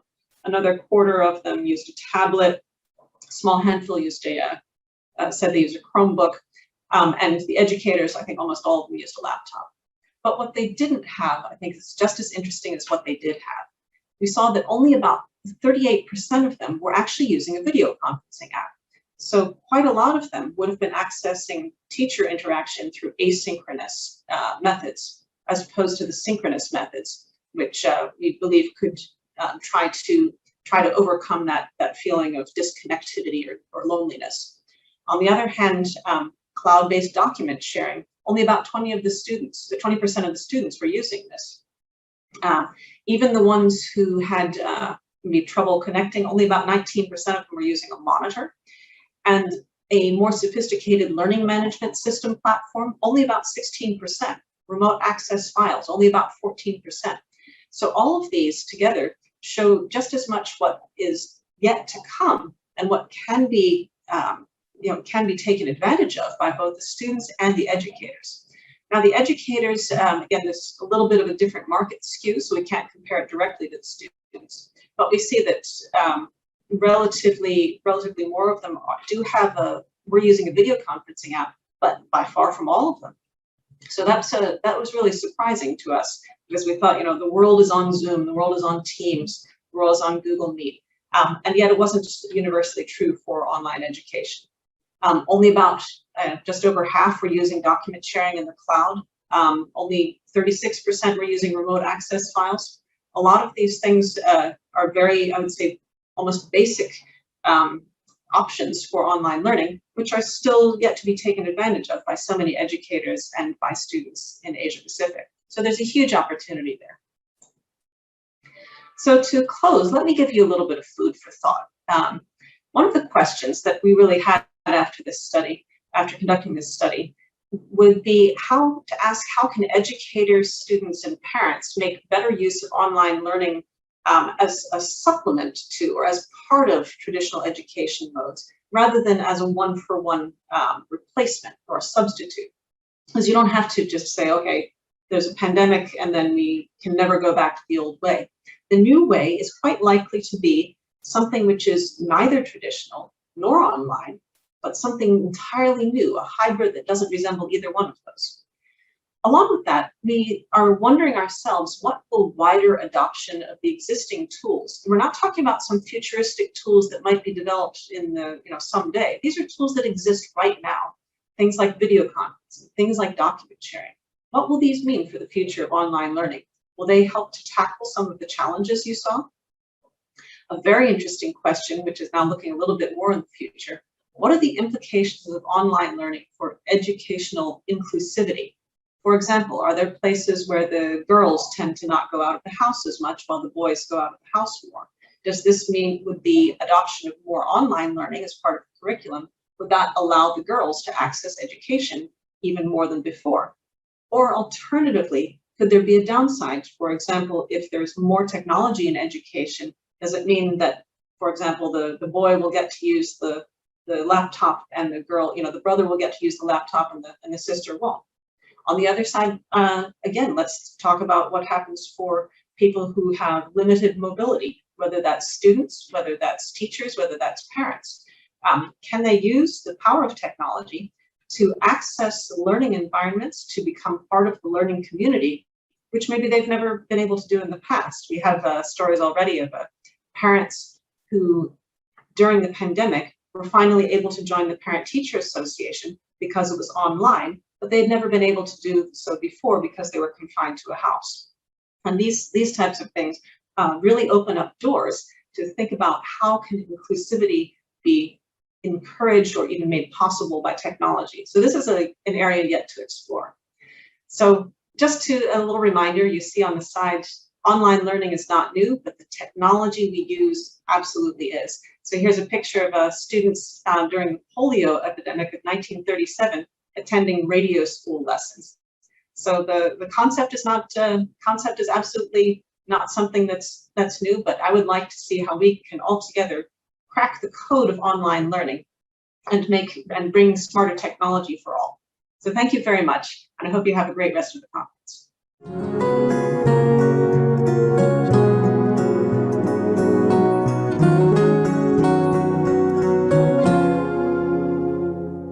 Education is the cornerstone of building a better society. If an investment in knowledge pays the best interest, technology has become the compounding factor. Let me just set the context first on what's happening in India. In a recent editorial, the head of India's Niti Aayog inferred that the pandemic-induced learning crisis and the fourth industrial revolution have made it necessary to reimagine education and align it with unprecedented technological transformation. He also called the new education policy of 2020 a response to integrate technology at every level of instruction. Now, considering the EdTech user base has grown from 45 million to 90 million in the K-12 and post-K-12 sector due to the pandemic, the entire EdTech industry in India is projected to grow from 700 to 800 million to $30 billion in size in the next decade. Now, in line with changes in the medium of instruction, the methods of education are also evolving, with everyone in the education ecosystem going back to the drawing board to remodel their approach to teaching and reimagine their very idea of the classroom itself using the power of technology, as smartphones emerge as the window to learn online used by nearly 80% of students in the country, according to a survey. So, what are the exciting possibilities that technology can bring about in shaping the future of education as solutions using AI to IoT, AR to VR become more visible? That's what we're here to discuss in this fireside chat as part of the Lenovo SmarterEd Conclave 2021 with leading voices from the technology industry. I'm your host, Gautam Srinivasan, and joining me on this talk are Richard Henderson, Director for Global Education Solutions at Lenovo; Larry Nelson, the Regional Business Leader for Asia in the education space for Microsoft; and Chidam Ertam, who's the Global Director for Public Sector and Education Sales in the Client Computing Group at Intel. Thank you everyone for being part of this conversation. So let's start with what each one of you thinks about the way, this education space worldwide has transformed so far since the time you've graduated. We have seen rapid shifts in the past decade or so thanks to technology becoming more accessible versus the year earlier. So let's get that ringside view of how things have changed. Richard, we'll come to you first. Hey, thanks, Gautam, and I appreciate you hosting this show today, and glad to be here with Intel and Microsoft. My feeling is that education has really changed dramatically. I think about the degree that I earned almost 30 years ago now in communications. That was my undergrad in college, and that degree is meaningless now. That we've changed to this skills-based ecosystem, and now it's so important to have individualized skills, technical skills, as we move into becoming knowledge workers and building the next set of knowledge workers. I think the most exciting thing that has changed is about changing to that skills focus and finding ways to enhance and create individualized paths for students. Absolutely. Skills have become the focus, especially when it comes to education, and a lot more focus on technology helping bridge the gap is also coming forth. Larry, meanwhile, let's get into your perspective on this. 30 years or so, how have things changed? Well, honestly, my first thought about that was, wow, that was a long time ago since I graduated. But yeah, no, technology certainly has changed an awful lot. I mean, literally, I can remember the first time I was exposed to technology was breaking into the Stanford University Computer Center in 1976 to play Star Trek on these old Unix machines that were basically, chugging along and giving you responses to the game in 20-minute increments. So yeah, I mean, the speed at which technology delivers and enables access to information, enables collaboration and communication is really just astounding today. And the integration of multimedia and other resources to enhance student learning, whether it's at K-12 or in higher ed, is really quite astounding. So between the vast access to resources, the speed, the way in which it enables learning to happen in lots of different modalities and supporting student needs is really extraordinary. So it's been an amazing journey for me just to see it both in my personal life in education as well as my professional life, 32 years now in ed tech, to imagine what it's going to be like in the future. Absolutely. Technology enables us to go to places no one has gone before. I guess you could use that as a reference. Chidam, coming to you, from your vantage point, how have things changed? I mean, first of all, thank you very much for hosting this panel, and thanks to Lenovo for this great organization. And I'm very happy with being together with Lenovo and Microsoft. Hi. From my perspective, I mean, as you know, you're checking a woman, how many years passed. So there was nothing changed. It was just like a couple of years ago, my education. Just joking, of course. So technology, of course, I mean, I graduated from a computer engineering undergrad, so I was using computers, of course, in my school days. But utilization of technology for teaching changed a lot, and it's transforming education system, and it's a huge transformation. In my days, of course, K-12, there was no technology. We saw, like Larry, we started with mainframes to learn kind of computer engineering. But nowadays, the transformation of technology and how it's transforming education is really remarkable. As Intel, as you might know, we were working for education transformation more than 2-3 decades. And we were teaching, for example, training the teachers. We were talking about 21st industry skills and so on. But what happens is that with COVID, of course, suddenly it accelerated the utilization of technology. So we are seeing that the need for technology is really important, is much kind of broader now in education, and we are seeing a more receptive base now. So I'm hopeful about how technology will transform education. Beginning to wonder how yearbooks will resemble a relic of the past. Let's see where things go from here. But speaking of highlights, tell us, let's get to understand from all three of you of the key work that you, each one of your enterprise is doing from an education sector standpoint. And I'll start with Chidam. I'll reverse the flow. Chidam, Intel has been doing a lot of work, I believe, in India around AI and education. So tell us more about the key highlights of the work that Intel is doing in this space. Yes, of course. So first of all, as Intel, what we are saying is that education systems, in order to be helping the students, they need to prepare the students for their future roles and future jobs. And fourth industrial revolution is transforming the world, as we know. We are currently we are seeing two disruptions, in fact, kind of changing the world. One is fourth industrial revolution and its demands from the skills perspective. When students are going out of the school, industry demands different skills, but education system is bringing students with different skills. And then, of course, again, because of the pandemic, the learning loss created is so big, and school systems are really under big attack. So resilience of education systems is also very important. So we were working in both of these areas lately to help how schools can have a more resilient education systems to help students in anywhere learning, even if it's it's pandemic or it's normal life and so on. And in the meantime, we were helping with the what are the skills that are needed for the students to be ready for when they are graduated from high school or from the higher education to be employed, and also to be able to innovate, because as I mentioned, this is the fourth industrial revolution, and job landscape is changing. Every industrial revolution is changing the whole, kind of the type of need of the skills and also the occupations and so on. So how these students will help there. That's why we have programs.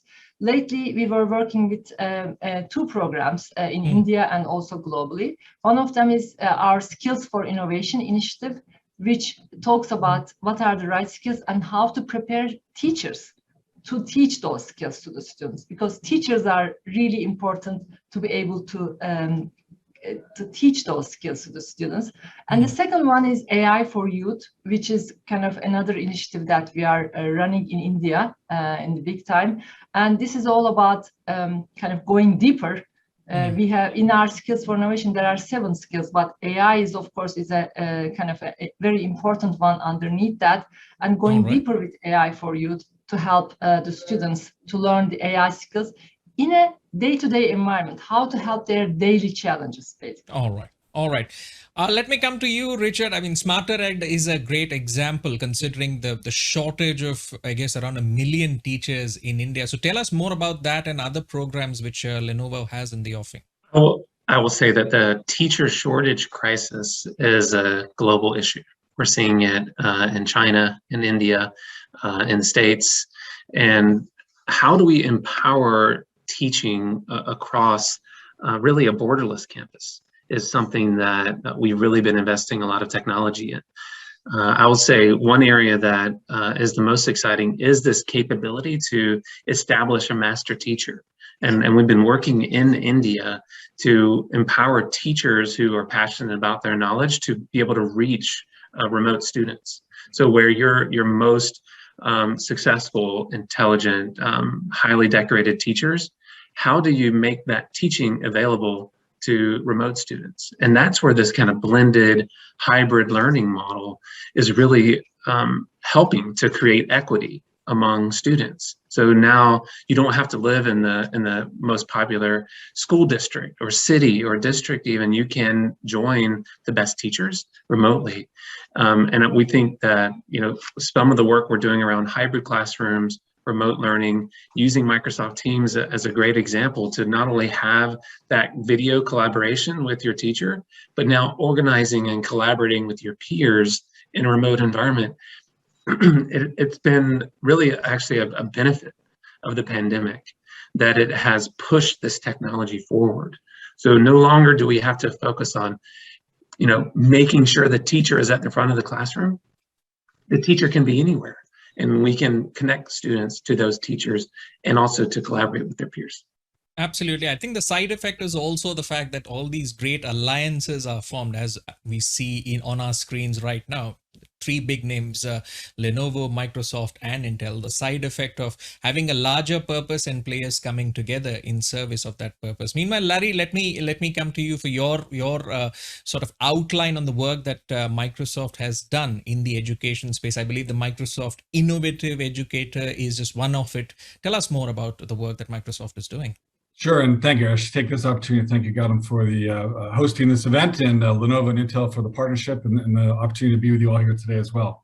But yeah, I mean, certainly there have been a whole range of activities that Microsoft's been doing for decades with schools, but the last couple of years has certainly been framed by the challenge and opportunity and need to help schools as they think through the response and now recovering and reimagining education in this historic time that's been presented to us by COVID, or thrust upon us, you might say.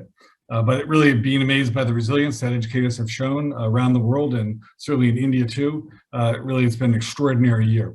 The work we do is really kind of framed in kind of 3 main areas, supporting schools in driving teaching and learning impacts, supporting school systems in their digital transformation journey, and of course, helping prepare students in their development of skills and employability, much to the same effect of the conversation that we just had. We do that through a lot of different methods, whether it's working directly with school systems individually, at a state level, sometimes at a country level, to help them, bring on board access to resources. Thank you, Richard, for mentioning Teams, a great platform that we've seen used and picked up by, in some cases, full countries to address the challenges that were required in the remote learning this year, in the past year. Certainly other work that we do to help teachers learn from each other and share. You mentioned the Microsoft Innovative Educator Program, and Microsoft Educator Center is a great place for educators to actually share content, earn badges and certificates as well to empower their ability to help students achieve and learn more and learn ways in which the technology can help them in the classroom. But the skills component that Chitung also mentioned is super important and a core part of our work. And you can see that in the way in which Microsoft has delivered resources and helped schools use great programs like Minecraft, the availability of learning tools and resources through OneNote, as well as certainly the materials that are now available through LinkedIn and LinkedIn Learning and Microsoft Learn that are empowering students and building skills. Some great partnerships that we've seen land across India in the last year. One of the bigger ones and ones we're certainly very excited about is the work with the Central Board of Secondary Education's adoption of the Microsoft coding and data science curriculum, making that available to students in all the schools. So really a lot of great work, but really at the heart of it, it's helping schools meet their needs and their challenges to enable students achieve more. Absolutely. In all the points that all of you have mentioned, there are also some challenges emerging. Retention of students, retention of teachers, and the skills aspect that you discussed. So let's discuss them one by one, and let me get a global perspective on solving these Indian challenges. So Richard, I'll come to you. India, I believe, has around a 27% of gross enrollment ratio in higher education for students aged 18 to 23. So that number comes lower as you know, from primary education to secondary to tertiary educations. Now, the reason ascribed by some commentators include lack of access and lack of quality teachers. So do you see online immersive learning helping boost those numbers up, especially when it's tailored to skills that are in demand in the market? Yeah, that's a great statistic, and it's an important point to consider. And I think the thing I'd like to start with is why? Why immersive learning? And I think the key here is that it's engaging. And students these days, there are so many distractions with, you know, not only different career paths and ways that they could go, but so many different things available to them. And engaging curiosity in students to consider a field of study is really critical. We've seen huge progress this year in our VR in classrooms solutions. We've seen people throughout AP, people throughout North America and Europe use virtual reality as a way to improve that engagement, improve the student interaction with difficult concepts and being able to imagine those things. Also, from an efficacy standpoint, it's higher knowledge transfer. A lot of the research would say that 35% improvement in knowledge transfer when you learn in an immersive learning environment versus a textbook. And so both from engaging those students to knowledge transfer, those are some really important reasons to do immersive learning and to focus on that category. The third is really about equity. It's about giving more students the ability to see opportunities. So let's take virtual field trips as an example. Virtual field trips where students can see what it's like to work in a specific career, to walk on the moon, to stand on the edge of a volcano, to solve the next climate challenge. Those types of engaging immersive experiences not only influence that student who was in it, but it gives them a sense of purpose and a sense of curiosity about solving those challenges. And so I do think one of the key things for improving engagement, improving the number of students that want to enroll in college is a vision and a purpose for that.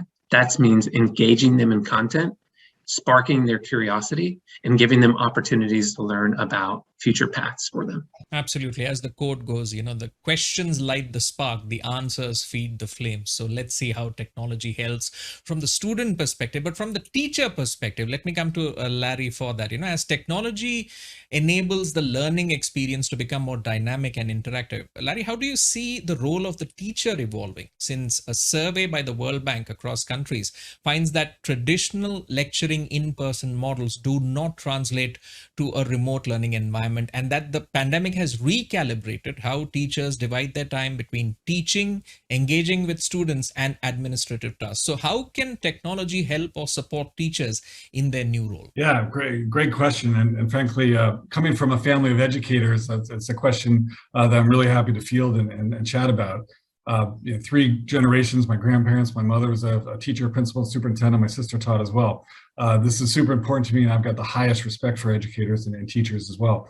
So yeah, I mean, super important. I mean, what we saw and learned through the pandemic was how technology can, in fact, enable teachers to think differently about the way in which they share or deliver content. In fact, we saw in many cases, India included, where professors in higher ed and K-12 as well found that the ability and opportunity to record their lectures, put them online, and then allow students to receive them and view them and consume them at their leisure or when time permitted, actually turned out to be a lot more effective, a lot more productive, and saved them the couple hours each way it might have taken to commute to the schools to give a lecture in a classroom that might have been lightly attended in the first place. Then using that time in the classroom to be much more effective and pronounced around the hands-on activity or lab work that might be used, or collaboration activities that students would be engaged in. So that certainly has enabled and helped schools kind of rethink that.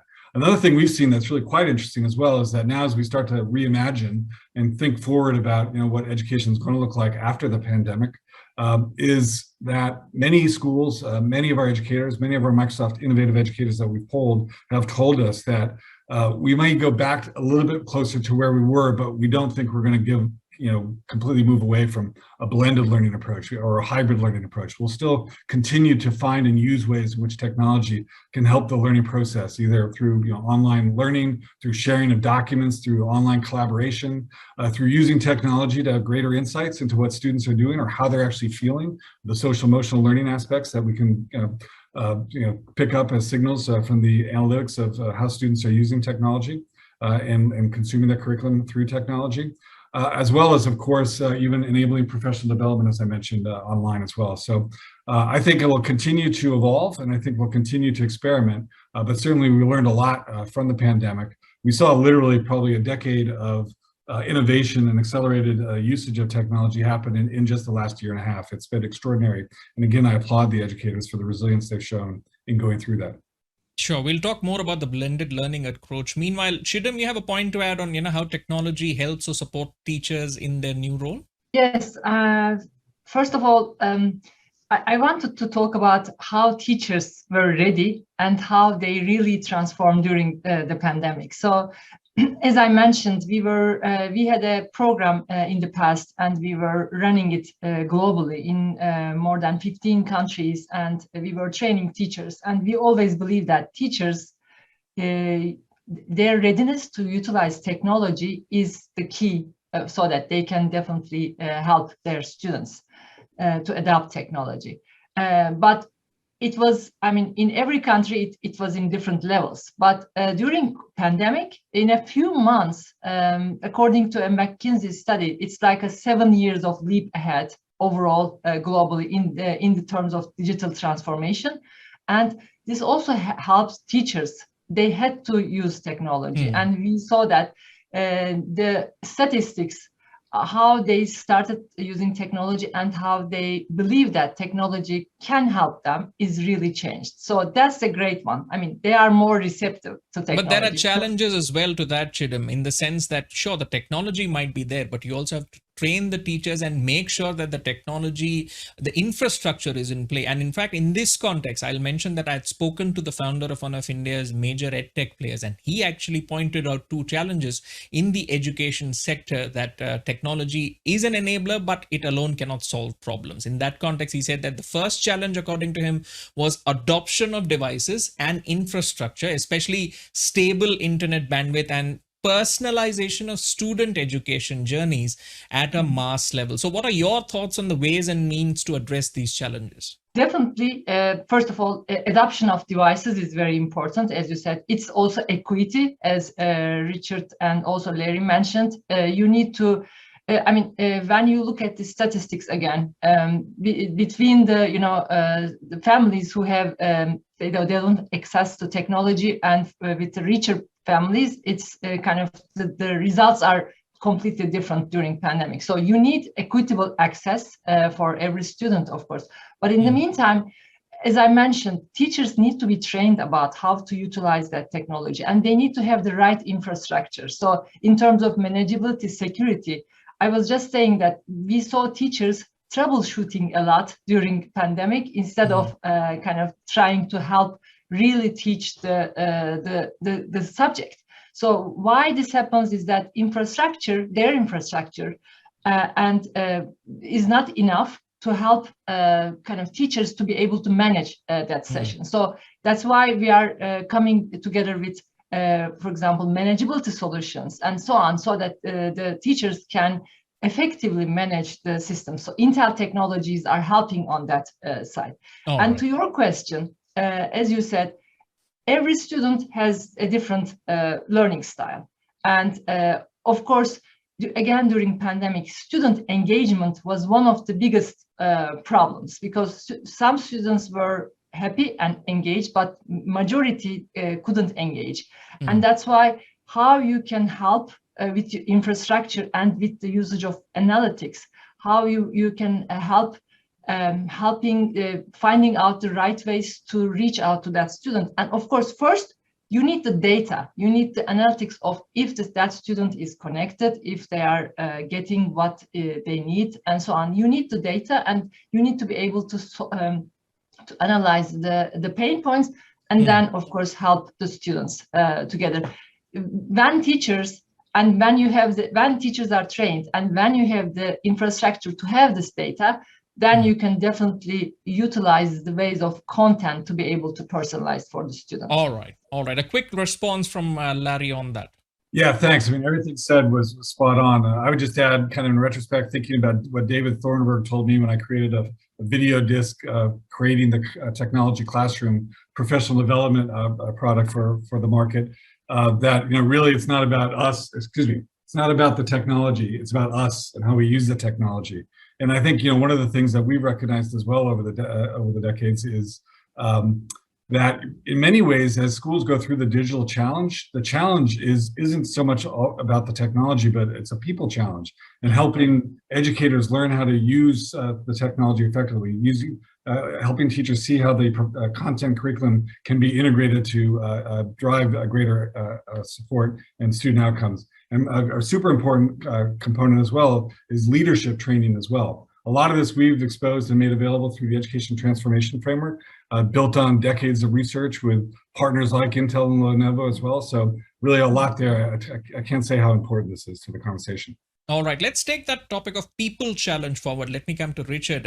Larry had mentioned about blended learning and the fact that online plus offline seems to be becoming the norm. And it's similar to what we are seeing at the workplace, where employees come to the office to perform necessary functions, and companies enable an environment where these activities can be done in the best way possible. And the rest of the work is done remotely. So how is blended learning going to evolve post-pandemic, Richard? Well, I will say that I've appreciated the focus on this. The remote and blended learning model requires technology. It's part of the formula. What is interesting about, and the thing we've been focusing on, is that you shouldn't need different tools when you're in classroom versus when you're away from the classroom. And when you're in a work environment, you don't have a different experience when you're working in the office versus when you're working from home.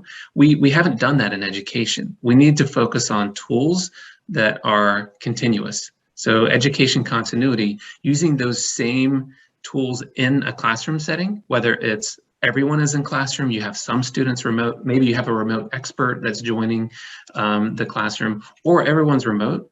We need to develop tools that are continuous. And so you're not having to retrain your teachers, retrain your students to use different tools depending on what classroom you're in.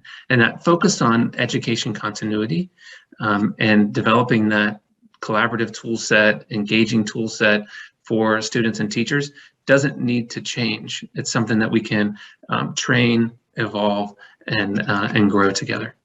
All right. Let's also sum up the conversation around challenges from the height versus reality perspective, and I'll come to Larry for this. Natural linguistic processing, NLP based inventions in the 90s, they led to the modern virtual assistant. But look at how long that took. So when do we see the real impact in the classroom from AR, VR based learning tools, in your opinion, Larry? And how do schools, more importantly, measure the impact of using these technologies to improve the learning environment? In many ways, it's already happening. I mean, certainly, a mixed reality example that we would share, of course, is HoloLens.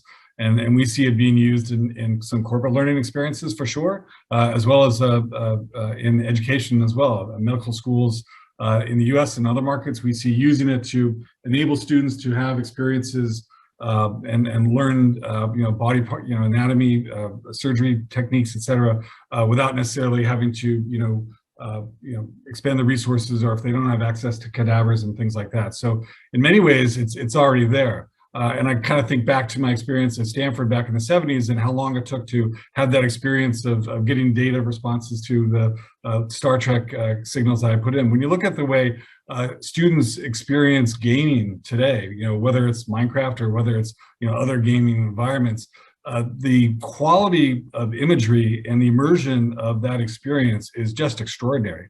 And we were beginning to see some companies experiment and develop in that area. But to me, one of the exciting concepts is the notion of that mixed reality learning experience with machine learning and AI in the background, enabling you to learn, and maybe experience, history in different ways, actually interacting with people in our past, like Gandhi or whomever.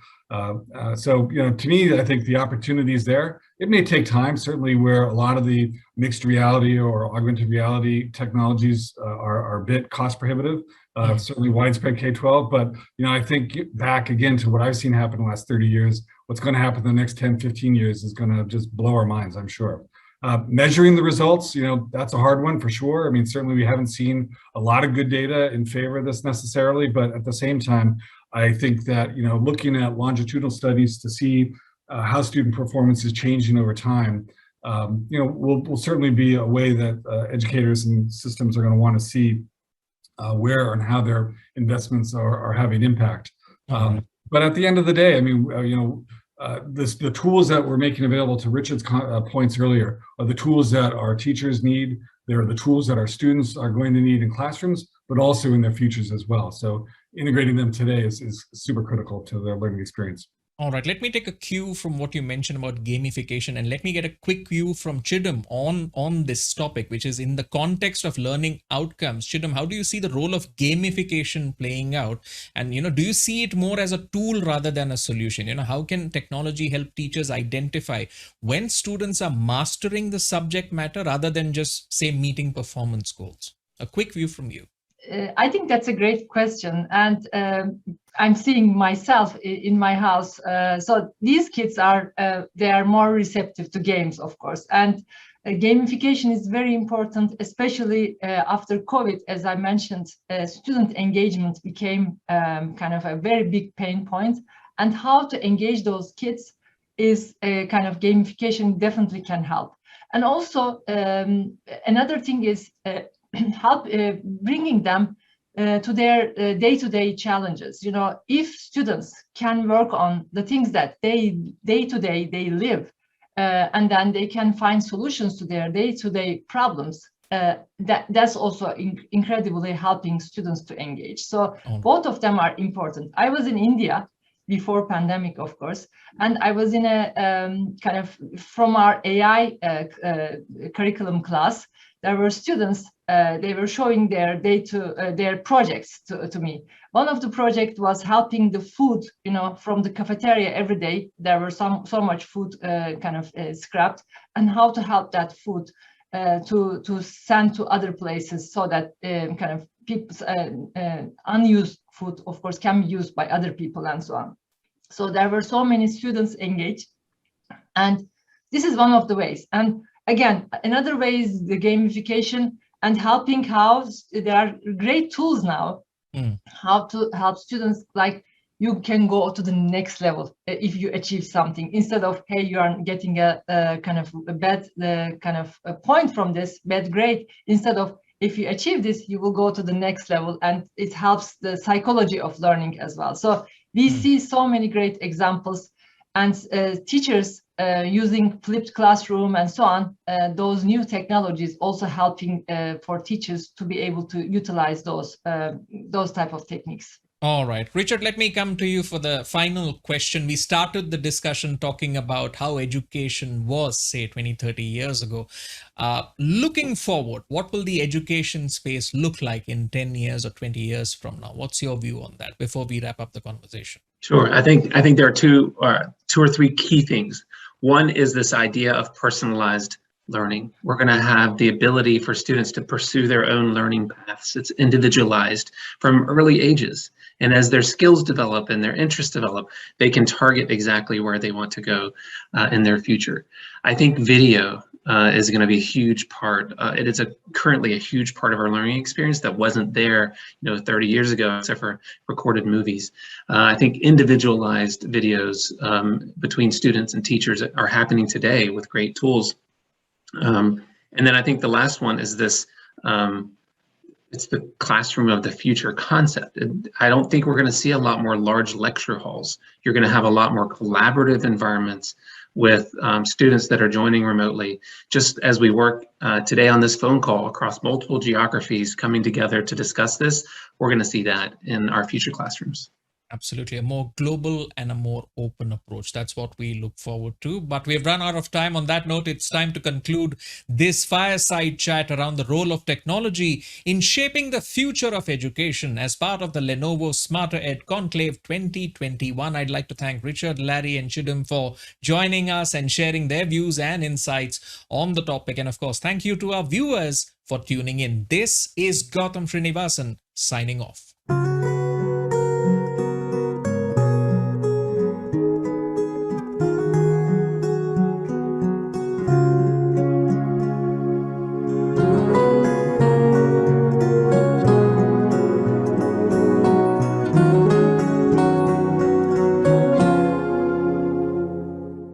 Welcome to the inaugural virtual edition of Hindustan Times presents Lenovo SmarterEd Conclave, themed The New Order of Education. The Lenovo SmarterEd Education Conclave will bring together leaders, policymakers, educators, and industry experts to drive conversations around the digital divide in education in India. It will also talk about technology advancements and development in education, reskilling and upskilling the educator workforce, and other challenges. In addition, it will also serve as a platform aimed at offering solutions and encouraging interaction with technology decision makers across K-12 and higher education universities. Inviting Mr. Vivek Sharma, Managing Director, ISG Lenovo, and Dr. Kumar Paritosh from the Delhi University for a fireside chat on powering groundbreaking plant genomics research with Lenovo HPC system. Dr. Paritosh is a scientist at the Center for Genetic Manipulation of Crop Plants, University of Delhi. He has carried out many genome sequencing projects using third-generation sequencing technologies and also has many commercialized projects like BT Cotton to his credit. He's actively involved in developing the data mining pipelines for biological and genomics data processing. The gentleman will talk about how Lenovo and Delhi University's partnership in genomics research has seen some strong success. Over to you, Mr. Sharma, to take this forward. Thank you. Dr. Paritosh, it is an absolute pleasure to have you here with us today. You lead the research efforts of Center for Genetic Manipulation of Crop Plants at University of Delhi. Could you please share some insights on the research that your team conducts at the department? Yeah, thank you, Vivek. So we are at University of Delhi. We work mostly on brassica. Brassica is the common mustard. That is the main edible oil in India. So we are working to improve the quality as well as quantity of mustard. And mustard is the total edible oil import in India is around 10 billion USD every year. And we are just trying to help the farmers by improving the cultivated varieties of mustard, by doing even the genetic breeding or by genetic manipulation in the brassicas. And we have developed many of the plants, many of the varieties, as well as the GM mustard we have developed that is under trial. And we have also we are working on cotton, though. So we have got the patent for BT cotton for India, and we are that is also under cultivation trials now. That's fascinating. I didn't realize the number, when you mentioned $10 billion worth of exports, and the improvements that can come both in quantity and quality overall. I'm sure a lot of other people won't also associate genomics from a mustard oil perspective overall. So, my second question follows. Your department is recognized internationally for its work on plant genetics, plant breeding, crop improvement, and crop health, some of the areas that you just touched upon. And since its inception, the mandate has been very clear, that it will be like you just described in your previous responses. So if you could, put in perspective maybe some of the challenges and problems, your department was trying to solve, by embarking on this. You touched upon it a little bit in the earlier part. And maybe one is the challenges and promises is trying to solve, and what is coming maybe next. You mentioned, cotton, for example. Are there plans for expanding it beyond, what you do right now? Yeah, so for the mustard, basically there are multiple challenges for the mustard growth in India. So it is more like abiotic and biotic stresses, like a lot of droughts, lot of fungal diseases are there, a lot of other aphids are there. So there are multiple problems which can stop the yield of a mustard plant. So what we are looking for is, we have collection of germplasm. We generally look for the regions which are important, which are specifically attached to a particular gene resistance, and then we try to put that into the Indian varieties. So Indian varieties are very, very different from the East European types, the Chinese types. So there are multiple varieties of mustard. So we generally use the plant breeding approaches, look for a lot of markers. Those markers we generally tag it with the particular traits and then put that into the Indian varieties. So, and in those cases where it is not possible, we use the genetic manipulations. We change the gene, we introduce a gene, and then we try to see that what is the effect of that particular gene on the plant growth, and whether it can increase the yield or not. So even we could achieve around 30% increase of the yield in the GM mustard plants. So, and we are working more, we are trying to identify more such genes which we can introduce into the plant. So, and at last it should go to the farmers. The farmers should be benefited from that. So that is our main challenge and main goal. Thank you, Dr. Paritosh. See, in today's world, research, especially from a university and education purposes, and genomics, especially after the pandemic and during the pandemic, has come into the limelight very forcefully. Yeah. However, we feel as an organization that the technology providers have a very pivotal role to play in some of these areas. So could you maybe share a few data points on, as a research scientist, your expectations from the industry, and what more can be done in this field by collaboration between the industry and the university research? There's a big gap between the biologist and the computer scientist. So, and if you combine these two together, that is going to do the work for all of us. So it is like biology people have their own specific problems. So, and the solving that, like they want to do plant breeding and they don't want to go for the genomics. They just want to go touch the marker, and then specifically they want to do their work. They don't want to go for the coding perspective. So there is a very big specific niche for the plant scientists and the computer organizations who can provide better solutions and and very high capacity systems also. Just for example, I sequenced my first genome using third genome sequencing. It was 1.1 gig genome, and it took around 25 days on 300 core system. And now we can do that in 10 to 15 days. So the technology has improved, and even the expectation of biological scientists, that has also improved that way. So of course, collaboration between computer organization and the life sciences organization is very, very important these days. That should be there. And in India, I really feel that it should go, because that kind of niche is not there, and the collaborations are very, very less that way. Thank you for that, Dr. Paritosh. See, from our perspective, I mean, one of the things that we have clearly stated is, helping solve humanity's greatest challenges. And that has a lot of bearing on, some of the innovations and the technology solutions that we have, brought into the mainstream. You have used our HPC infrastructure along with, Ghost, which is specifically, a software-based solution to help genomics research.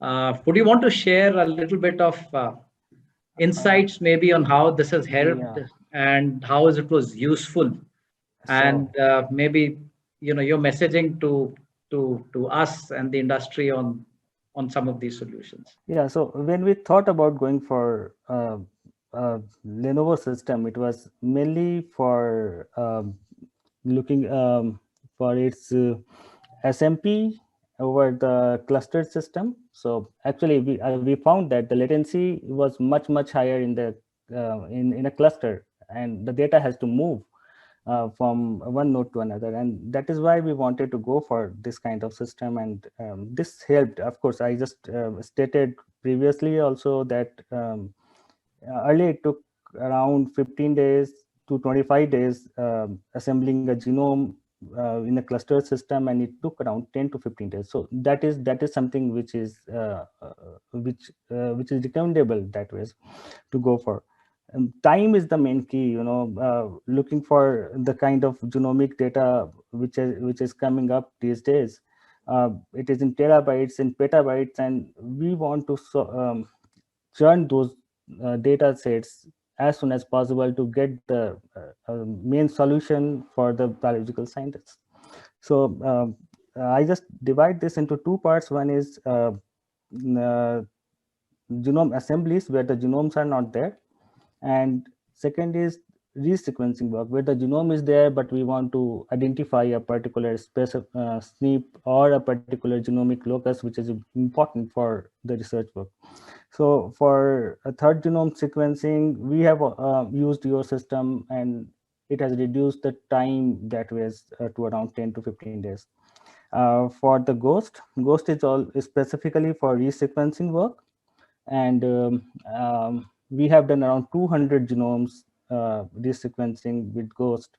Earlier, it used to take around 12 hours, and now we have reduced that to around 6 to 7 hours per genome. So that is like half of the time could be saved that way. So of course, Ghost has a specific software optimization for the Intel chips, and we don't give more importance to the software optimization for the chip, and that sometimes that saves time. So that of course that is help. Like if I am looking for 200 genomes and I am saving 6 hours per genome, that means it is huge amount of time which I can save. Thank you for those insights, Dr. Paritosh. We're very, very proud of the work that you're doing and our small contribution to it overall. We look forward to continuing the same, and wish you all the best. Thank you very much. For the future, and in your endeavor to help farmers to the next level. Thank you so much. Sure. Thanks a lot.